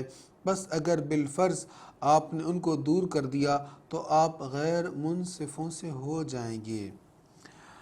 اللہ اکبر۔ حضور کے غریب صحابہ حضور کی بارگاہ میں بیٹھے رہتے، حضور کی زیارت کرتے رہتے، حضور سے اکتساب فیض کرتے رہتے۔ مشرکین مکہ نے کہا، قریش نے کہا کہ ان کے ہوتے ہوئے ہم آپ کے پاس آ کر بیٹھیں، تو ہمیں یہ پسند نہیں کہ ایسے لوگ آپ کے فالوورز ہیں، آپ کے اتباع کرنے والے ہیں، اور ہم بھی ان غریب لوگوں، سٹیٹس کو کا شکار تھے نا وہ لوگ، ان غریب لوگوں کے ہوتے ہوئے ہم بھی آپ کے پاس آئیں، ہم بھی بیٹھیں، تو آپ ان کو اٹھائیں تو ہم آ جائیں گے۔ سرکار کریم علیہ الصلوۃ والتسلیم نے اٹھایا نہیں تھا۔ حضور نے ارادہ کیا تھا، سوچا تھا کہ چلو یہ اگر ان کو اٹھا بھی دیا تو ان کو پھر بلا لیں گے، لیکن ان کی بھی اصلاح ہو جائے، یہ سرداروں کی، کافروں کی۔ ایک سردار کی اصلاح ہوگی تو اس کے زیر نگی جتنے لوگ ہوں گے اس کے قبیلے کے یا اس کی قوم کے، وہ بھی بہت سارے لوگ ایک سردار کے ساتھ آ جائیں گے۔ تو حضور علیہ السلام ان کی بھی خیر خواہی چاہتے تھے۔ اللہ نے فرمایا نہیں میرے حبیب، ان غلاموں کو نہ ہٹائیے گا، ان غریبوں کو بیٹھا رہنے دیجیے گا۔ یہ کافر، یہ سردار اسلام قبول کریں نہ کریں، ان کو چھوڑیں آپ، لیکن ان کو، ان غریب صحابہ کو آپ نے اپنی بارگاہ سے نہیں اٹھانا۔ تو اللہ نے اپنے حبیب صلی اللہ تعالیٰ علیہ وآلہ وسلم کو غریب پرور بنایا ہے۔ بے کسوں کا کس ہے میرے آقا۔ حضور علیہ الصلوۃ والتسلیم مسکینوں سے، غریبوں سے، فقیروں سے محبت کرنے والے ہیں۔ غم زدوں کو رضا مژدہ دیجے کہ ہے بے کسوں کا سہارا ہمارا نبی۔ جس کا کوئی سہارا نہ بنے نا، در رسالت پر آ جائے، حضور کی بارگاہ میں آ جائے، دکھڑا سنائے، سرکار اس کو سینے سے لگا لیتے تھے۔ سبحان اللہ۔ اور اسی طرح ہم نے ان میں سے بعض کو بعض کے سبب آزمائش میں مبتلا کیا تاکہ انجام کار وہ مالدار کافر یہ کہیں کہ کیا ہم میں سے یہی وہ لوگ ہیں جن پر اللہ نے احسان کیا ہے؟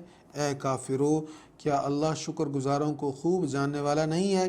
اور جب آپ کے پاس وہ لوگ آئیں جو ہماری آیتوں پر ایمان لاتے ہیں تو آپ کہیں تم پر سلام ہو، تمہارے رب نے محض اپنے کرم سے اپنے اوپر رحمت کو لازم کر لیا ہے۔ تم میں سے جس کسی نے ناواقفیت کی وجہ سے کوئی برا کام کر لیا پھر اس کے بعد توبہ کر لی اور اصلاح کر لی تو بے شک اللہ بہت بخشنے والا، بے حد رحم فرمانے والا ہے۔ اور ہم یوں ہی تفصیل سے آیتوں کو بیان کرتے ہیں تاکہ مجرموں کا راستہ واضح ہو جائے۔ قل إني نهيت أن أعبد الذين تدعون من دون الله قل لا أتبع أهواءكم قد ضللت إذا وما أنا من المهتدين قل إني على بينة من ربي وكذبتم به ما عندي ما تستعجلون به إن الحكم إلا لله يقص الحق وهو خير الفاصلين۔ آپ کہیے بے شک مجھے ان کی عبادت کرنے سے منع کیا گیا ہے جن کی تم اللہ کے سوا پرستش کرتے ہو۔ آپ کہیے کہ میں تمہاری خواہشات کی پیروی نہیں کرتا، اگر بالفرض میں نے ایسا کیا تو میں گمراہ ہو جاؤں گا اور ہدایت یافتہ لوگوں میں سے نہیں رہوں گا۔ اب یہ کلام تعریض ہے، حضور کے ذریعہ سے امت کو سمجھایا جا رہا ہے۔ حضور اسلام سے کہا جا رہا ہے آپ کہیے اگر میں ان کی پیروی کروں گا تو میں گمراہ ہو جاؤں گا۔ ہمیں بتایا جا رہا ہے کہ اے مسلمانوں، کفار کی پیروی نہ کرنا، کافروں کے نقش قدم پر نہ چلنا، ان کے پیچھے نہ چلنا۔ تمہارے پاس عظیم رسول آئے ہیں، انہی کی اتباع کرنا، انہی کے نقش قدم پر چلنا۔ آپ کہیے بے شک میں اپنے رب کی طرف سے اس روشن دلیل پر ہوں جس کو تم نے جھٹلایا ہے، جس چیز کو تم اجرت سے طلب کر رہے ہو وہ میرے پاس نہیں ہے، حکم صرف اللہ کا ہے، وہ حق بیان فرماتا ہے اور وہ بہترین فیصلہ کرنے والا ہے۔ یعنی تم طلب کرتے ہو کہ قیامت کب آئے گی، جلدی آ جائے، عذاب کب آئے گا، جی لائیں عذاب، اور میں جس کو تم بعجلت طلب کر رہے ہو نا اس کا حکم اللہ کے پاس ہے، جب اللہ چاہے گا تو وہ آئے گا، میں نہیں اس کو لانے والا۔ آپ کہیے اگر میرے پاس وہ چیز ہوتی جس کو تم بعجلت طلب کر رہے ہو تو میرے اور تمہارے درمیان کبھی کا فیصلہ ہو چکا ہوتا، اور اللہ ظالموں کو خوب جانتا ہے۔ یعنی اگر وہ عذاب میں نے لانا ہوتا تو جیسے تم ضد کر رہے ہو، اصرار کر رہے ہو سکتا وہ پہلے ہی تم پر آ جاتا، لیکن وہ اللہ نے اپنے ذمہ لیا ہوا ہے، اس لیے اس نے عذاب کو روکا ہوا ہے، جب تک وہ نہیں چاہے گا عذاب تم پر نہیں آئے گا۔ اور اسی کے پاس غیب کی چابیاں ہیں، اس کے سوا از خود ان کو کوئی نہیں جانتا۔ وہ ہر چیز کو جانتا ہے جو خشکی اور سمندروں میں ہے، اور وہ ہر اس پتے کو جانتا ہے جو درخت سے گرتا ہے، اور زمین کی تاریکیوں میں ہر دانہ اور ہر تر اور ہر خشک چیز لوح محفوظ میں لکھی ہوئی ہے۔ اور وہی رات میں تمہاری روحوں کو قبض کرتا ہے اور جانتا ہے جو کچھ تم نے دن میں کیا، پھر دن میں تم کو اٹھا دیتا ہے تاکہ مقررہ میعاد پوری ہو، پھر اسی کی طرف تمہارا لوٹنا ہے، پھر وہ تم کو ان کاموں کی خبر دے گا جو تم کرتے تھے۔ آیت نمبر 59 میں ارشاد ہوا کہ ہر چیز کو وہ جانتا ہے، چاہے وہ خشکی کی ہے، چاہے وہ تری کی ہے، زمین کی گہرائیوں میں ہے، آسمان کی بلندیوں پر ہے، یہاں تک کہ کائنات کے ذرے ذرے کو جانتا ہے، کس پتے نے کب درخت سے ٹوٹ کر نیچے گرنا ہے وہ یہ بھی جانتا ہے۔ یہاں سے کچھ لوگ غلط ایک معنی بیان کرتے ہیں، وہ کہتے ہیں کہ جو ہوتا ہے اس کی مرضی سے ہوتا ہے، اس کی مرضی کے بغیر تو پتہ بھی نہیں ہلتا، لہٰذا ہم نے جو غلط کام کیا یہ بھی اسی کی مرضی سے کیا۔ نہیں، ایسا نہیں ہے۔ ہم اپنے گناہ کے کاموں کو معاذ اللہ کی طرف منسوب کریں گے؟ استغفر اللہ۔ اللہ نے تو روکا ہے، اس نے تو کہا ہے زنا نہ کرو، بد نگاہی نہ کرو، جھوٹ نہ بولو، حرام نہ کھاؤ، اس نے تو منع کیا ہے غلط کاموں سے۔ کام ہم غلط کریں اور پھر کہیں کہ اسی نے کروایا، ایسا نہیں ہے۔ اللہ نے انسان کو طاقت دی ہے، اختیار دیا ہے، پھر دونوں راستے اس کے سامنے رکھ دی ہیں، انسان اپنی مرضی سے جس راستے کو چاہے اختیار کر لے۔ اس کے علم میں ہے کس نے کیا کرنا ہے، وہ جانتا ہے کون کیا کرے گا، یہ اس کو پہلے سے ہی پتہ ہے۔ اس لیے یہ نہیں ہم کہہ سکتے کہ اللہ نے کروایا ہے یا اس کی رضا اس میں تھی، اللہ نے نہیں کروایا، وہ توفیق نیکی دیتا ہے، نیکی کی توفیق دیتا ہے، گناہ انسان خود اپنی مرضی سے کرتا ہے۔ وهو القاهر فوق عباده ويرسل عليكم حفظه حتى إذا جاء أحدكم الموت توفته رسلنا وهم لا يفرطون ثم ردوا إلى الله مولاهم الحق ألا له الحكم وهو أسرع الحاسبين۔ اور وہی اپنے بندوں پر غالب ہے اور تم پر نگرانی کرنے والے فرشتے بھیجتا ہے، حتیٰ کہ جب تم میں سے کسی کی موت آتی ہے تو ہمارے بھیجے ہوئے فرشتے اس کی روح کو قبض کرتے ہیں اور وہ کوئی کوتاہی نہیں کرتے، پھر وہ اللہ کی طرف لوٹائے جائیں گے جو ان کا برحق مالک ہے۔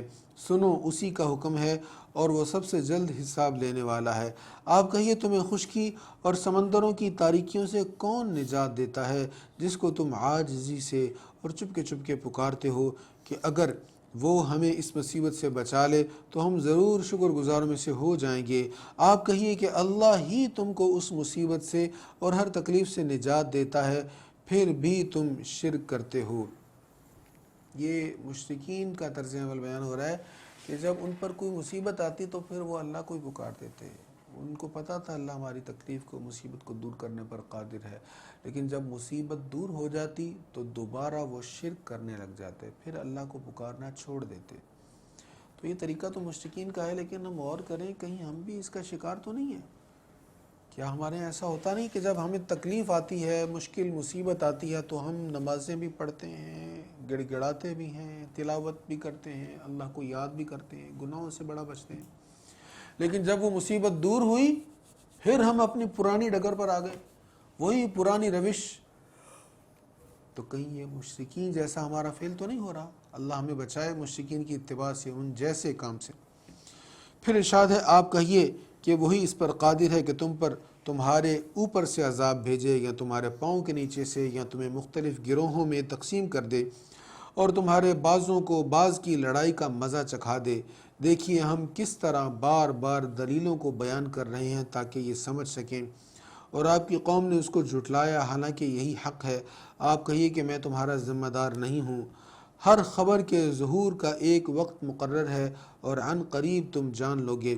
اور اے مخاطب، جب تم ان لوگوں کو دیکھو جو ہماری آیتوں کو طعن تشنیع کا مشغلہ بناتے ہیں تو ان سے اعراض کرو حتیٰ کہ وہ کسی اور بات میں مشغول ہو جائیں، اور اگر شیطان تمہیں بھلا دے تو یاد آنے کے بعد ظلم کرنے والوں کے ساتھ نہ بیٹھو۔ اگر کفار اسلام کا مذاق اڑا رہے ہوں، اللہ کی آیتوں کا مذاق اڑا رہے ہوں، تو مسلمانوں کو کیا حکم ہے؟ ان کے ساتھ نہ بیٹھو، اٹھ جاؤ وہاں سے۔ اگر برائی ہو رہی ہو اور ہم وہاں بیٹھے رہیں اور اس محفل کا حصہ رہیں تو معاذ اللہ ہم بھی اس میں شامل ہوں گے، کیونکہ ہماری موجودگی میں وہ کام ہو رہا ہے۔ یا تو ہم روکیں، اس کو ہاتھ سے روکیں یا زبان سے اس کی مذمت کریں، یا پھر وہاں سے اٹھ جائیں۔ کچھ نہ کچھ تو ہونا چاہیے نا۔ وہاں بیٹھے بھی رہے اور یہ سمجھ رہے کہ ہم ان کے ساتھ نہیں ہیں، نہیں، اگر ہم بیٹھے ہیں تو پھر ہم طرف دار ہیں۔ اس لیے فرمایا جب وہ ایسا کام کر رہے ہوں تو وہاں سے اٹھ جاؤ اور تم وہاں پر نہ بیٹھو۔ اگر بھولے سے تم بیٹھ گئے، جیسے ہی یاد آئے فوراً وہاں سے اٹھ جاؤ۔ اور پرہیزگاروں سے ان ظالموں کے اعمال پر کوئی باز پرس نہیں ہوگی، البتہ ان کو نصیحت کرتے رہیں تاکہ وہ ظالم اللہ سے ڈریں۔ اور ان لوگوں کو چھوڑ دو جنہوں نے اپنے دین کو کھیل تماشا بنا لیا اور جن کو دنیا کی زندگی نے دھوکے میں ڈال دیا ہے، اور اس قرآن کے ساتھ ان کو نصیحت کرتے رہو، کہیں یہ اپنے کرتوتوں کی وجہ سے ہلاکت میں مبتلا نہ ہو جائیں۔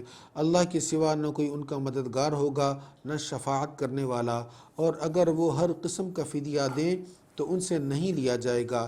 یہ وہ لوگ ہیں جو اپنے کرتوتوں کی وجہ سے ہلاکت میں مبتلا کیے گئے، ان کے لیے کھولتا ہوا پانی اور دردناک عذاب ہے کیونکہ وہ کفر کرتے تھے۔ قل أندعو من دون الله ما لا ينفعنا ولا يضرنا ونرد على أعقابنا بعد إذ هدانا الله كالذي استهوته الشياطين في الأرض حيران له أصحاب يدعونه إلى الهدى ائتنا قل إن هدى الله هو الهدى وَأُمِرْنَا لِنُسْلِمَ لِرَبِّ الْعَالَمِينَ۔ آپ کہیے کیا ہم اللہ کو چھوڑ کر ان کی پرستش کریں جو ہم کو نہ نفع دے سکتے ہیں نہ نقصان پہنچا سکتے ہیں، اور ہم اللہ کے ہدایت دینے کے بعد الٹے پاؤں لوٹا دیے جائیں اس شخص کی طرح جس کو جنات نے جنگل میں بھٹکا دیا ہو اور وہ اس حال میں حیران و پریشان پھر رہا ہو، اس کے احباب اس کو پکار رہے ہوں کہ یہ سیدھا راستہ ہے، ہمارے پاس آؤ۔ آپ کہیے کہ اللہ کا بتایا ہوا راستہ ہی سیدھا راستہ ہے، اور ہمیں حکم دیا گیا ہے کہ ہم تمام جہانوں کے رب کے لیے سر اطاعت خم کر دیں۔ اللہ تعالیٰ فرما رہے ہیں آپ ان سے کہیں کہ تم کیا کہہ رہے ہو کہ بتوں کی پرستش کی جائے؟ ہمیں اللہ نے ہدایت دی ہے، تو جو اللہ کی ہدایت کو چھوڑ کر بتوں کی پرستش کرتا ہے، بتوں کے پیچھے چلتا ہے، اس کا حال اس شخص کی طرح ہے جس کو جنات نے جکڑ لیا ہے اور جنگل میں وہ بھٹکا ہوا پھر رہا ہے۔ اس کے ساتھی اس کو بلا رہے ہیں ادھر راستہ ہے یہاں آؤ، اور وہ ساتھیوں کو چھوڑ کر ادھر ادھر بھٹک رہا ہے۔ اور میں نہیں، جو اللہ نے ہدایت دی ہے وہی ہدایت ہے، وہی سیدھا راستہ ہے۔ لہٰذا نہ ہمارا بتوں کے ساتھ کوئی تعلق ہے، نہ بتوں کے طرف داروں کے ساتھ کوئی تعلق ہے، اور نہ ان کی عبادت کرنے والوں کے ساتھ کوئی تعلق ہے۔ اور یہ کہ تم نماز قائم کرو اور اسی سے ڈرتے رہو، اور وہی ہے جس کی طرف تم جمع کیے جاؤ گے، اور وہی ہے جس نے آسمانوں اور زمینوں کو برحق پیدا کیا، اور جس دن وہ ہر فنا شدہ چیز سے فرمائے گا ہو جا تو وہ ہو جائے گی، اس کا فرمانا حق ہے، اور اسی کی حکومت ہوگی۔ جس دن سور میں پھونکا جائے گا وہ ہر غیب اور ہر ظاہر کا جاننے والا ہے، اور وہی نہایت حکمت والا بہت خبر رکھنے والا ہے۔ رب کی شان آیت نمبر 73 میں فنا چیزیں ہو جائیں گی نا سب قیامت کے دن، جب وہ کہے گا ہو جا تو سب ہو جائے گی۔ اس کو را مٹیریل اکٹھا نہیں کرنا پڑے گا، اس کو انتظامات نہیں کرنے پڑے گا، اس کو لیبر نہیں چاہیے، اس کو مشینری نہیں چاہیے، کچھ نہیں چاہیے۔ اس نے کہا نا ہو جا، کن ہو جا، فیکون، وہ ہو جائے گا۔ اور یاد کیجئے جب ابراہیم نے اپنے عرفی باپ آزر سے کہا کیا تم بتوں کو معبود قرار دیتے ہو؟ بے شک میں تمہیں اور تمہاری قوم کو کھلی ہوئی گمراہی میں مبتلا دیکھتا ہوں۔ اور اسی طرح ہم نے ابراہیم کو آسمانوں اور زمینوں کی بادشاہی دکھائی اور اس لیے کہ وہ کامل یقین کرنے والوں میں سے ہو جائیں۔ پھر جب ان پر رات کی تاریکی پھیل گئی تو انہوں نے ایک ستارہ دیکھا، انہوں نے کہا یہ میرا رب ہے۔ پھر جب وہ ڈوب گیا تو کہا میں ڈوب جانے والوں کو پسند نہیں کرتا۔ اب حضرت ابراہیم علیہ السلام کی قوم کے لوگ ستاروں کی پوجا کرتے تھے، چاند کی پوجا کرتے تھے، سورج کی پوجا کرتے تھے، کچھ لوگ ستاروں کی پوجا کرتے تھے۔ آپ سب کی تبلیغ کر رہے ہیں۔ اب جو سب سے بڑا ستارہ اس کی پوجا کریں تو آپ نے فرمایا ھذا ربی، یہ میرا رب ہے، یعنی اسے تم رب ٹھہراتے ہو۔ جب ڈوب گیا ستارہ تو آپ نے کہا میں ڈوب جانے والوں کو پسند نہیں کرتا، رب کی یہ شان نہیں ہے کہ وہ ڈوب جائے۔ فلما رأى القمر بازغا قال ھذا ربی، پھر جب انہوں نے جگمگاتا ہوا چاند دیکھا تو کہا یہ میرا رب ہے۔ پھر جب وہ بھی ڈوب گیا تو کہا اگر میرا رب مجھے ہدایت پر برقرار نہ رکھتا تو میں ضرور گمراہ لوگوں میں سے ہو جاتا۔ فرمایا مجھے میرے رب نے ہدایت دی ہے، وگرنہ میں بھی تمہاری طرح چاند کو سمجھنے لگ جاتا ہے خدا ہے، لیکن میرے رب نے مجھے ہدایت دی ہے، یہ میرا رب نہیں ہے۔ فلما رأى الشمس بازغة قال ھذا ربی ھذا اکبر، پھر جب انہوں نے روشن آفتاب دیکھا تو کہا یہ میرا رب ہے، یہ ان سب سے بڑا ہے۔ پھر جب وہ غروب ہو گیا تو انہوں نے کہا اے میری قوم میں ان سب سے بیزار ہوں جن کو تم اللہ کا شریک قرار دیتے ہو۔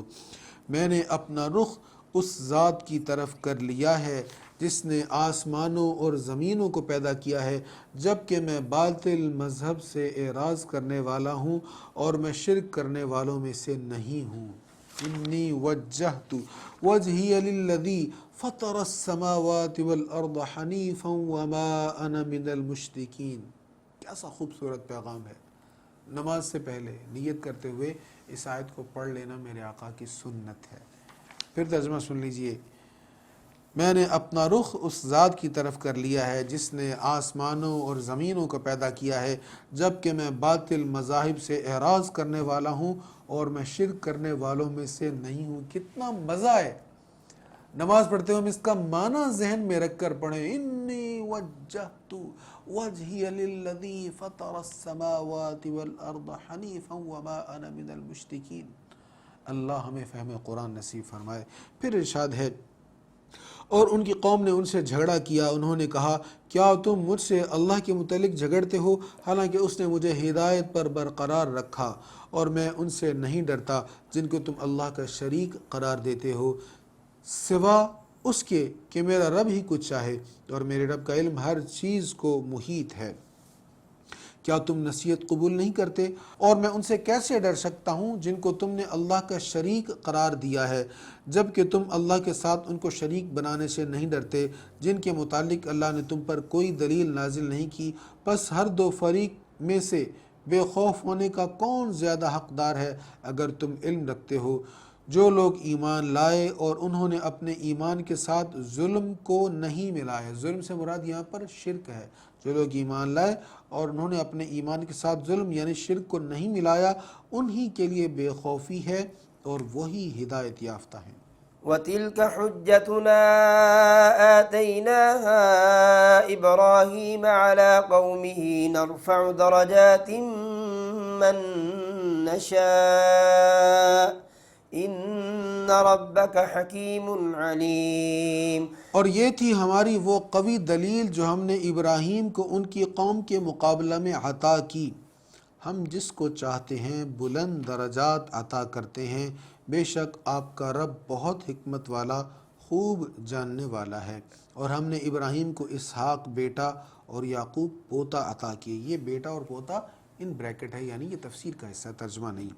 اور ہم نے ابراہیم کو اسحاق یعنی بیٹا اور یعقوب یعنی پوتا عطا کیے، اور ہم نے سب کو ہدایت دی، اور اس سے پہلے نوح کو ہدایت دی، اور ان کی اولاد میں سے داؤد اور سلیمان اور ایوب اور یوسف اور موسیٰ اور ہارون کو ہدایت دی۔ اور ہم اسی طرح نیکی کرنے والوں کو جزا دیتے ہیں، اور زکریا اور یحییٰ اور عیسیٰ اور الیاس یہ سب صالحین میں سے ہیں، اور اسماعیل اور الیسع اور یونس اور لوط اور ہم نے سب کو ان کے زمانہ کے تمام جہان والوں پر فضیلت دی اور ان کے باپ دادا اور ان کی اولاد اور ان کے بھائیوں میں سے بعض کو ہدایت دی اور ہم نے ان کو چن لیا اور ان سب کو صراط مستقیم کی ہدایت دی۔ یہ اللہ کی ہدایت ہے۔ ذالک ھدی اللہ یہدی بہ من یشاء من عبادہ، یہ اللہ کی ہدایت ہے جس کے ساتھ وہ اپنے بندوں میں سے جسے چاہتا ہے ہدایت دیتا ہے، اور اگر وہ شرک کرتے تو ان کے کیے ہوئے نیک عمل ضائع ہو جاتے۔ وَلَوْ أَشْرَكُوا لَحَبِطَ عَنْهُمْ مَا كَانُوا يَعْمَلُونَ، اگر وہ شرک کرتے تو ان کے کیے ہوئے نیک عمل ضائع ہو جاتے۔ یہ بھی تعریض ہے، امت کو بتایا جا رہا ہے کہ دیکھو انبیاء کے بارے میں ارشاد ہے کہ وہ اگر شرک کرتے تو ان کے عمل برباد ہو جاتے، حالانکہ شرک کرنا ان کے لیے ممکن ہی نہیں، وہ کر ہی نہیں سکتے۔ اللہ نے انہیں شرک سے لوگوں کو بچانے کے لیے بھیجا ہے، لیکن شرک کی مذمت کرتے ہوئے بیان کیا اگر وہ شرک کرتے تو ان کے اعمال برباد ہو جاتے، تو تم کیا ہو، خود تو کیا سمجھے بیٹھے ہو۔ اس لیے بچنا شرک سے، احتیاط رکھنا، اللہ والوں کا دامن تھامے رکھنا، اللہ کے پیاروں کے گروپ میں آنا، اللہ کے دشمنوں کے گروپ میں نہ جانا، بتوں والے گروپ میں نہ جانا، اولیاء شیطان کے گروپ میں نہ جانا، بلکہ اولیاء رحمان کے گروپ میں آنا تاکہ تم شرک سے بچے رہو۔ یہ وہ لوگ ہیں جن کو ہم نے کتاب اور حکم، شریعت اور نبوت عطا کی تھی، بس اگر یہ لوگ ان چیزوں کا انکار کرتے ہیں تو کوئی حرج نہیں، ہم نے ان چیزوں پر ایسی قوم کو مقرر فرما دیا ہے جو ان چیزوں کا انکار کرنے والی نہیں ہے۔ یہ وہی لوگ ہیں جن کو اللہ نے ہدایت دی ہے، سو آپ بھی ان کے طریقہ پر چلیں۔ آپ کہیے کہ میں اس تبلیغ اسلام پر تم سے کوئی معاوضہ طلب نہیں کرتا، یہ تو صرف تمام جہان والوں کے لیے نصیحت ہے۔ وما قدر الله حق قدره إذ قالوا ما أنزل الله على بشر من شيء قل من أنزل الكتاب الذي جاء به موسى نورا وهدى للناس تجعلونه قراطيس تبدونها وتخفون كثيرا وعلمتم ما لم تعلموا أنتم ولا آباؤكم قل الله ثم ذرهم في خوضهم يلعبون۔ اور انہوں نے اللہ کی قدر نہ کی جس طرح اس کی قدر کرنے کا حق تھا، جب انہوں نے کہا اللہ نے کسی بشر پر کچھ نازل نہیں کیا۔ آپ کہیے پھر اس کتاب کو کس نے نازل کیا جس کو موسیٰ لائے تھے؟ وہ لوگوں کے لیے نور اور ہدایت تھی۔ تم نے اس کے الگ الگ کاغذ بنا لیے، تم ان کو ظاہر کرتے ہو اور ان میں سے اکثر حصہ کو چھپا لیتے ہو، اور تمہیں وہ علم دیا گیا جس کو نہ تم جانتے تھے اور نہ تمہارے باپ دادا۔ آپ کہیے اللہ ہی نے اس کتاب کو نازل کیا ہے، پھر ان کو ان کی کج باسی میں کھیلنے کے لیے چھوڑ دیں۔ یہ کتاب ہے جس کو ہم نے نازل کیا ہے، یہ برکت والی ہے، اور یہ ان اصل آسمانی کتابوں کی تصدیق کرنے والی ہے جو اس سے پہلے نازل ہوئی ہیں، تاکہ آپ مکہ والوں اور اس کے گرد و نواح کے لوگوں کو عذاب سے ڈرائیں، اور ان لوگوں کو جو آخرت پر یقین رکھتے ہیں اور اس کتاب پر بھی ایمان رکھتے ہیں اور وہ اپنی نمازوں کی حفاظت کرتے ہیں۔ یہاں پر کتاب سے مراد قرآن کریم ہے۔ فرمایا آپ اس کتاب سے ڈرائیں، کس کو؟ ام القریٰ، مکہ کے رہنے والوں کو۔ مکہ معظمہ کو اس آیت میں، یہ آیت نمبر 92 ہے، اس میں ام القریٰ کہا گیا۔ ام القریٰ کا مطلب ہے بستیوں کی ماں، شہروں کی ماں۔ تو مکہ معظمہ کو بستیوں کی، شہروں کی ماں کیوں کہا گیا؟ اس کی تفسیر میں کئی اقوال ہیں۔ ایک قول یہ ہے کہ سب سے پہلے اس شہر کو اللہ تعالیٰ نے پیدا فرمایا، اس شہر کو بنایا، پھر بعد میں دوسرے شہروں کو بنایا گیا۔ اور ایک تفسیر یہ ہے کہ اللہ نے اس کو بنایا اور اس کے نیچے سے باقی زمین کے حصے کو نکالا۔ اور ایک معنی یہ ہے کہ یہی وہ شہر ہے جہاں ساری دنیا کے مسلمان سمٹ کر آ جاتے ہیں۔ جیسے بچے ماں کی آغوش میں آ کر قرار محسوس کرتے ہیں، ایسے ہی ساری دنیا کے مسلمان مکہ معظمہ میں اللہ کے گھر کے قریب آ کر اس کے چکر لگا کے، اس کے طواف کر کے، اس کی زیارت کر کے سکون اور اطمینان پاتے ہیں۔ اور اس سے بڑا ظالم کون ہوگا جو اللہ پر بہتان لگائے یا کہے کہ میری طرف وحی کی گئی ہے حالانکہ اس کی طرف بالکل وحی نہیں کی گئی، اور جو یہ کہے کہ میں عن قریب ایسی چیز نازل کروں گا جیسی اللہ نے نازل کی ہے۔ اور اے مخاطب، کاش تو وہ منظر دیکھے جب یہ ظالم موت کی سختیوں میں مبتلا ہوں گے اور فرشتے ان کی طرف ہاتھ پھیلائے ہوئے ہوں گے اور کہیں گے نکالو اپنی جانوں کو، آج تمہیں ذلت والے عذاب کی سزا دی جائے گی، کیونکہ تم اللہ پر ناحق بہتان تراشتے تھے اور تم اس کی آیتوں پر ایمان لانے سے تکبر کرتے تھے۔ اب اس سے بڑا ظالم کون ہوگا جو اللہ پر جھوٹ باندھے؟ اس سے مراد جھوٹے نبوت کے دعوے دار ہیں۔ مسیلمہ کذاب جو کہتا تھا کہ مجھ پر وحی نازل ہوتی ہے، یہ جھوٹا نبوت کا دعوے دار تھا۔ حضور اسلام کی حیات طیبہ میں ہی یہ فتنہ سر اٹھا گیا تھا، اور سیدنا صدیق اکبر رضی اللہ تعالیٰ عنہ کے دور خلافت میں اس فتنہ کو دبایا گیا اور اس کو واصل جہنم کیا گیا تھا۔ تو فرمایا بڑا ظالم ہے وہ شخص جس پر وحی نہیں اتری، لیکن وہ کہہ رہا ہے میری طرف اللہ کی طرف سے پیغام آیا ہے، اور وہ دعویٰ کر رہا ہے کہ مجھے اللہ تعالیٰ نے نبی بنایا ہے۔ اور بے شک تم ہمارے پاس اسی طرح تنہا آئے ہو جس طرح ہم نے تمہیں پہلی مرتبہ تنہا پیدا کیا تھا، اور جو کچھ ہم نے تمہیں دیا تھا وہ سب تم اپنے پیچھے چھوڑ آئے ہو، اور ہم تمہارے ساتھ تمہارے ان سفارشیوں کو بھی نہیں دیکھ رہے جن کے متعلق تم یہ گھمنڈ کرتے تھے کہ وہ تمہارے کاموں میں ہمارے شریک ہیں۔ بے شک تمہارا باہمی تعلق ٹوٹ گیا، اور جن پر تم گھمنڈ کرتے تھے وہ تم سے جاتے رہے۔ ان اللہ فالق الحب والنوى يخرج الحي من الميت ومخرج الميت من الحي ذلكم الله فأنا تؤفكون فالق الإصباح وجعل الليل سكنا والشمس والقمر حسبانا ذلك تقدير العزيز العليم۔ بے شک اللہ ہی دانے اور گٹھلی کو پھاڑنے والا ہے، وہی زندہ کو مردہ سے نکالتا ہے اور مردہ کو زندہ سے نکالنے والا ہے، یہی تو اللہ ہے، تم کہاں بھٹک رہے ہو۔ فرمایا اللہ دانے کو، گٹھلی کو پھاڑ کر پودے کو نکالتا ہے۔ گٹھلی کتنی سخت ہوتی ہے، کھجور کی گٹھلی دیکھ لیں، لکڑی ہے، کتنی سخت ہارڈ، آپ دبانا چاہیں دانتوں سے اس کو کچھ چبائیں گے تو آپ سے چبائی نہیں جائے گی، اتنی ہارڈ ہے۔ لیکن مٹی کے اندر اس کو پھینکا، تھوڑی سی نمی اس کو ملی، وہ سخت لکڑی کی گٹھلی اندر سے اس میں شگاف ہو جاتا ہے، اور اس کے اندر جو لائن ہوتی ہے وہاں سے کونپل نکل آتی ہے۔ اب جو کونپل اس میں سے نکل رہی ہے، جو پودا نکل رہا ہے، اتنا نازک ہے، آپ ہاتھ میں پکڑ کے اس کو تھوڑا سا مسلیں گے تو آپ کے ہاتھ پر پانی آئے گا، کچھ بھی نہیں ہوگا، پانی بن کر آپ کے ہاتھ میں وہ رہ جائے گا۔ اتنا نازک شگوفہ، اتنا نازک پودا اس سخت گٹھلی میں سے نکالا، اور پھر اس کو پروان چڑھایا، اس کو بڑا کیا۔ اب جب بڑا ہوا تو اتنا مضبوط درخت بن گیا کہ طوفان بھی آ جائیں تو وہ اپنی جگہ سے ہلے نہ۔ تو فرمایا یہ اللہ ہے۔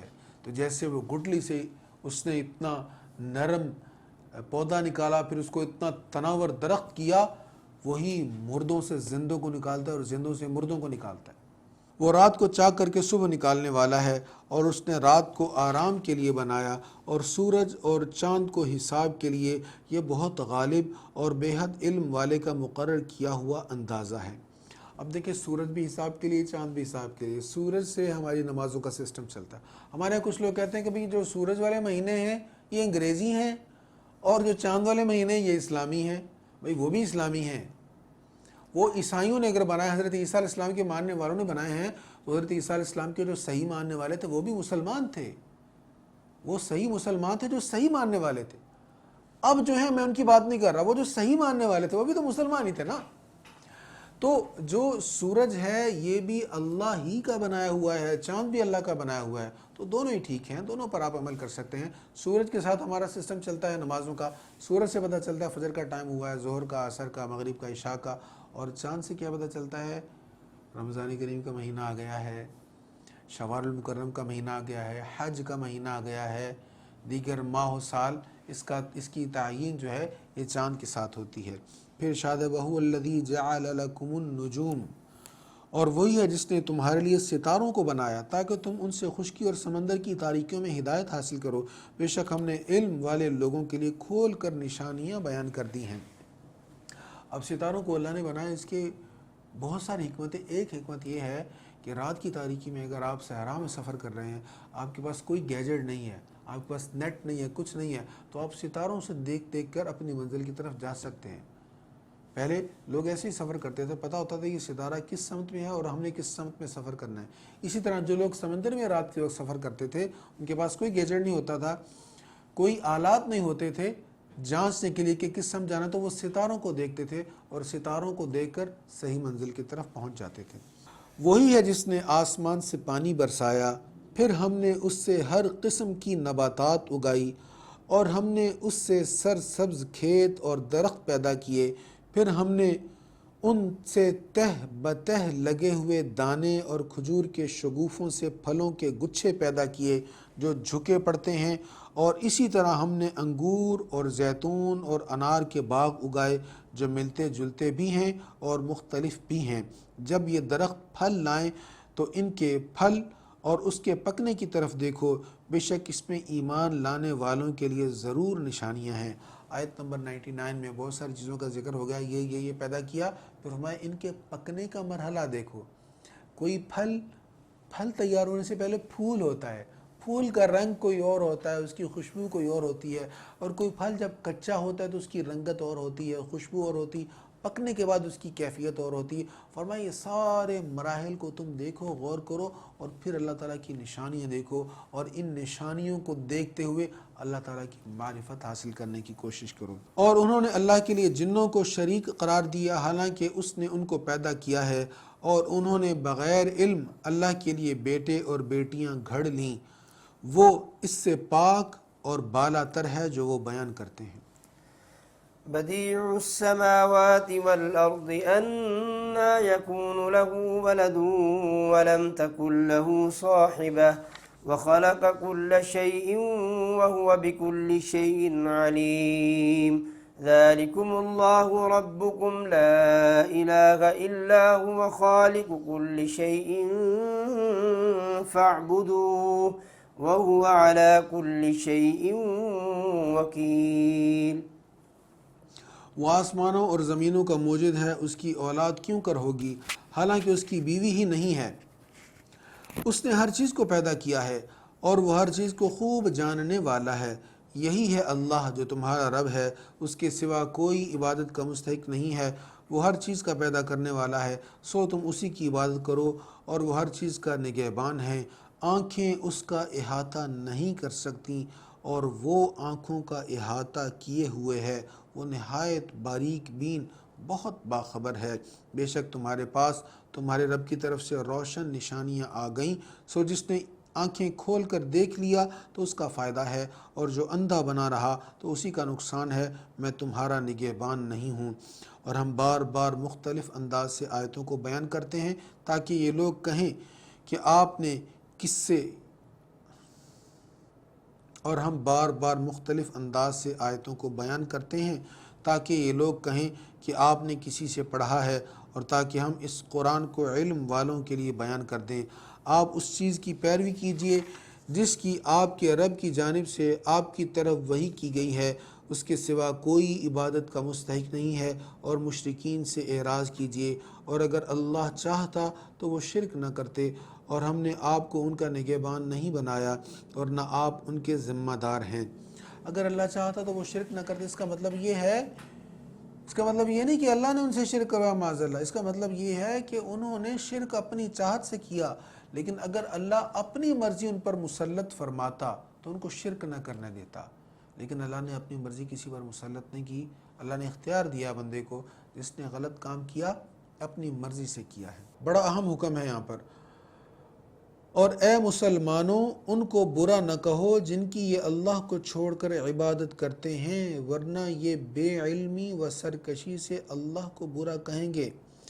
ہم نے اسی طرح ہر قوم کے لیے ان کا عمل مزین کر دیا ہے، پھر انہوں نے اپنے رب کی طرف لوٹنا ہے، پھر وہ ان کو خبر دے گا کہ وہ کیا کرتے رہے تھے۔ اب یہاں حکم یہ ہے، مسلمانوں کو حکم ہے کہ کافروں کے جھوٹے معبودوں کو برا نہ کہو، گالیاں نہ دو۔ ان کا معبود تو ہے ہی جھوٹا، وہ تو کچھ ہے ہی نہیں، وہ تو انہوں نے اپنے ہاتھ سے بنایا ہوا خود گھڑا ہوا ہے. تو تم وہ جو ان کی فرضی چیز ہے جس کی حقیقت ہی کچھ نہیں ہے، جو ہے ہی غلط، تم اس کو برا کہو گے تو وہ تمہارے سچے خدا کو برا کہیں گے بدلے میں. تم ان کے جھوٹے خدا کو گالی دو گے، وہ تمہارے سچے خدا کے بارے میں بدلے میں نازیبا بات کہیں گے. لہٰذا تم یہ کہو ہی نہ، تم ان کے سامنے ایسا کچھ کہو ہی نہ کہ تمہارے سچے خدا کے لیے وہ زبان دراز کریں. یہ بڑی اہم آیت ہے اور اس کے اندر بہت سارے مسائل ہیں، بہت سارے احکام ہیں، بہت ساری حکمتیں اس کے اندر موجود ہیں. پھر ارشاد ہے اور انہوں نے اللہ کی پکی قسمیں کھائیں کہ اگر ان کے پاس کوئی نشانی آ گئی تو وہ ضرور اس پر ایمان لائیں گے. آپ کہیے کہ نشانیاں تو صرف اللہ کے پاس ہیں، اور اے مسلمانوں تمہیں کیا معلوم کہ جب یہ نشانیاں آ جائیں گی تو یہ لوگ پھر بھی ایمان نہیں لائیں گے. ہم ان کے دلوں اور آنکھوں کو پھیر رہے ہیں جس طرح یہ لوگ اس قرآن پر پہلی بار ایمان نہیں لائے تھے، اور ہم ان کو ان کی سرکشی میں بھٹکتا ہوا چھوڑ رہے ہیں. یہ سورہ انعام کی آیت نمبر 110 ہے اور یہیں پر 7ویں پارے کا اختتام ہو رہا ہے. اللہ تعالی ہمیں قرآن مجید فرقان حمید کے نور سے منور فرمائے اور اس کتاب حکیم کی حکمتوں سے ہمارے دلوں کو کشادہ کرے، ہمارے من کی تاریکی کو دور فرمائے، ہمیں اس پر عمل کرنے کی توفیق نصیب فرمائے. وآخر دعوایا ان الحمد للہ رب العالمین.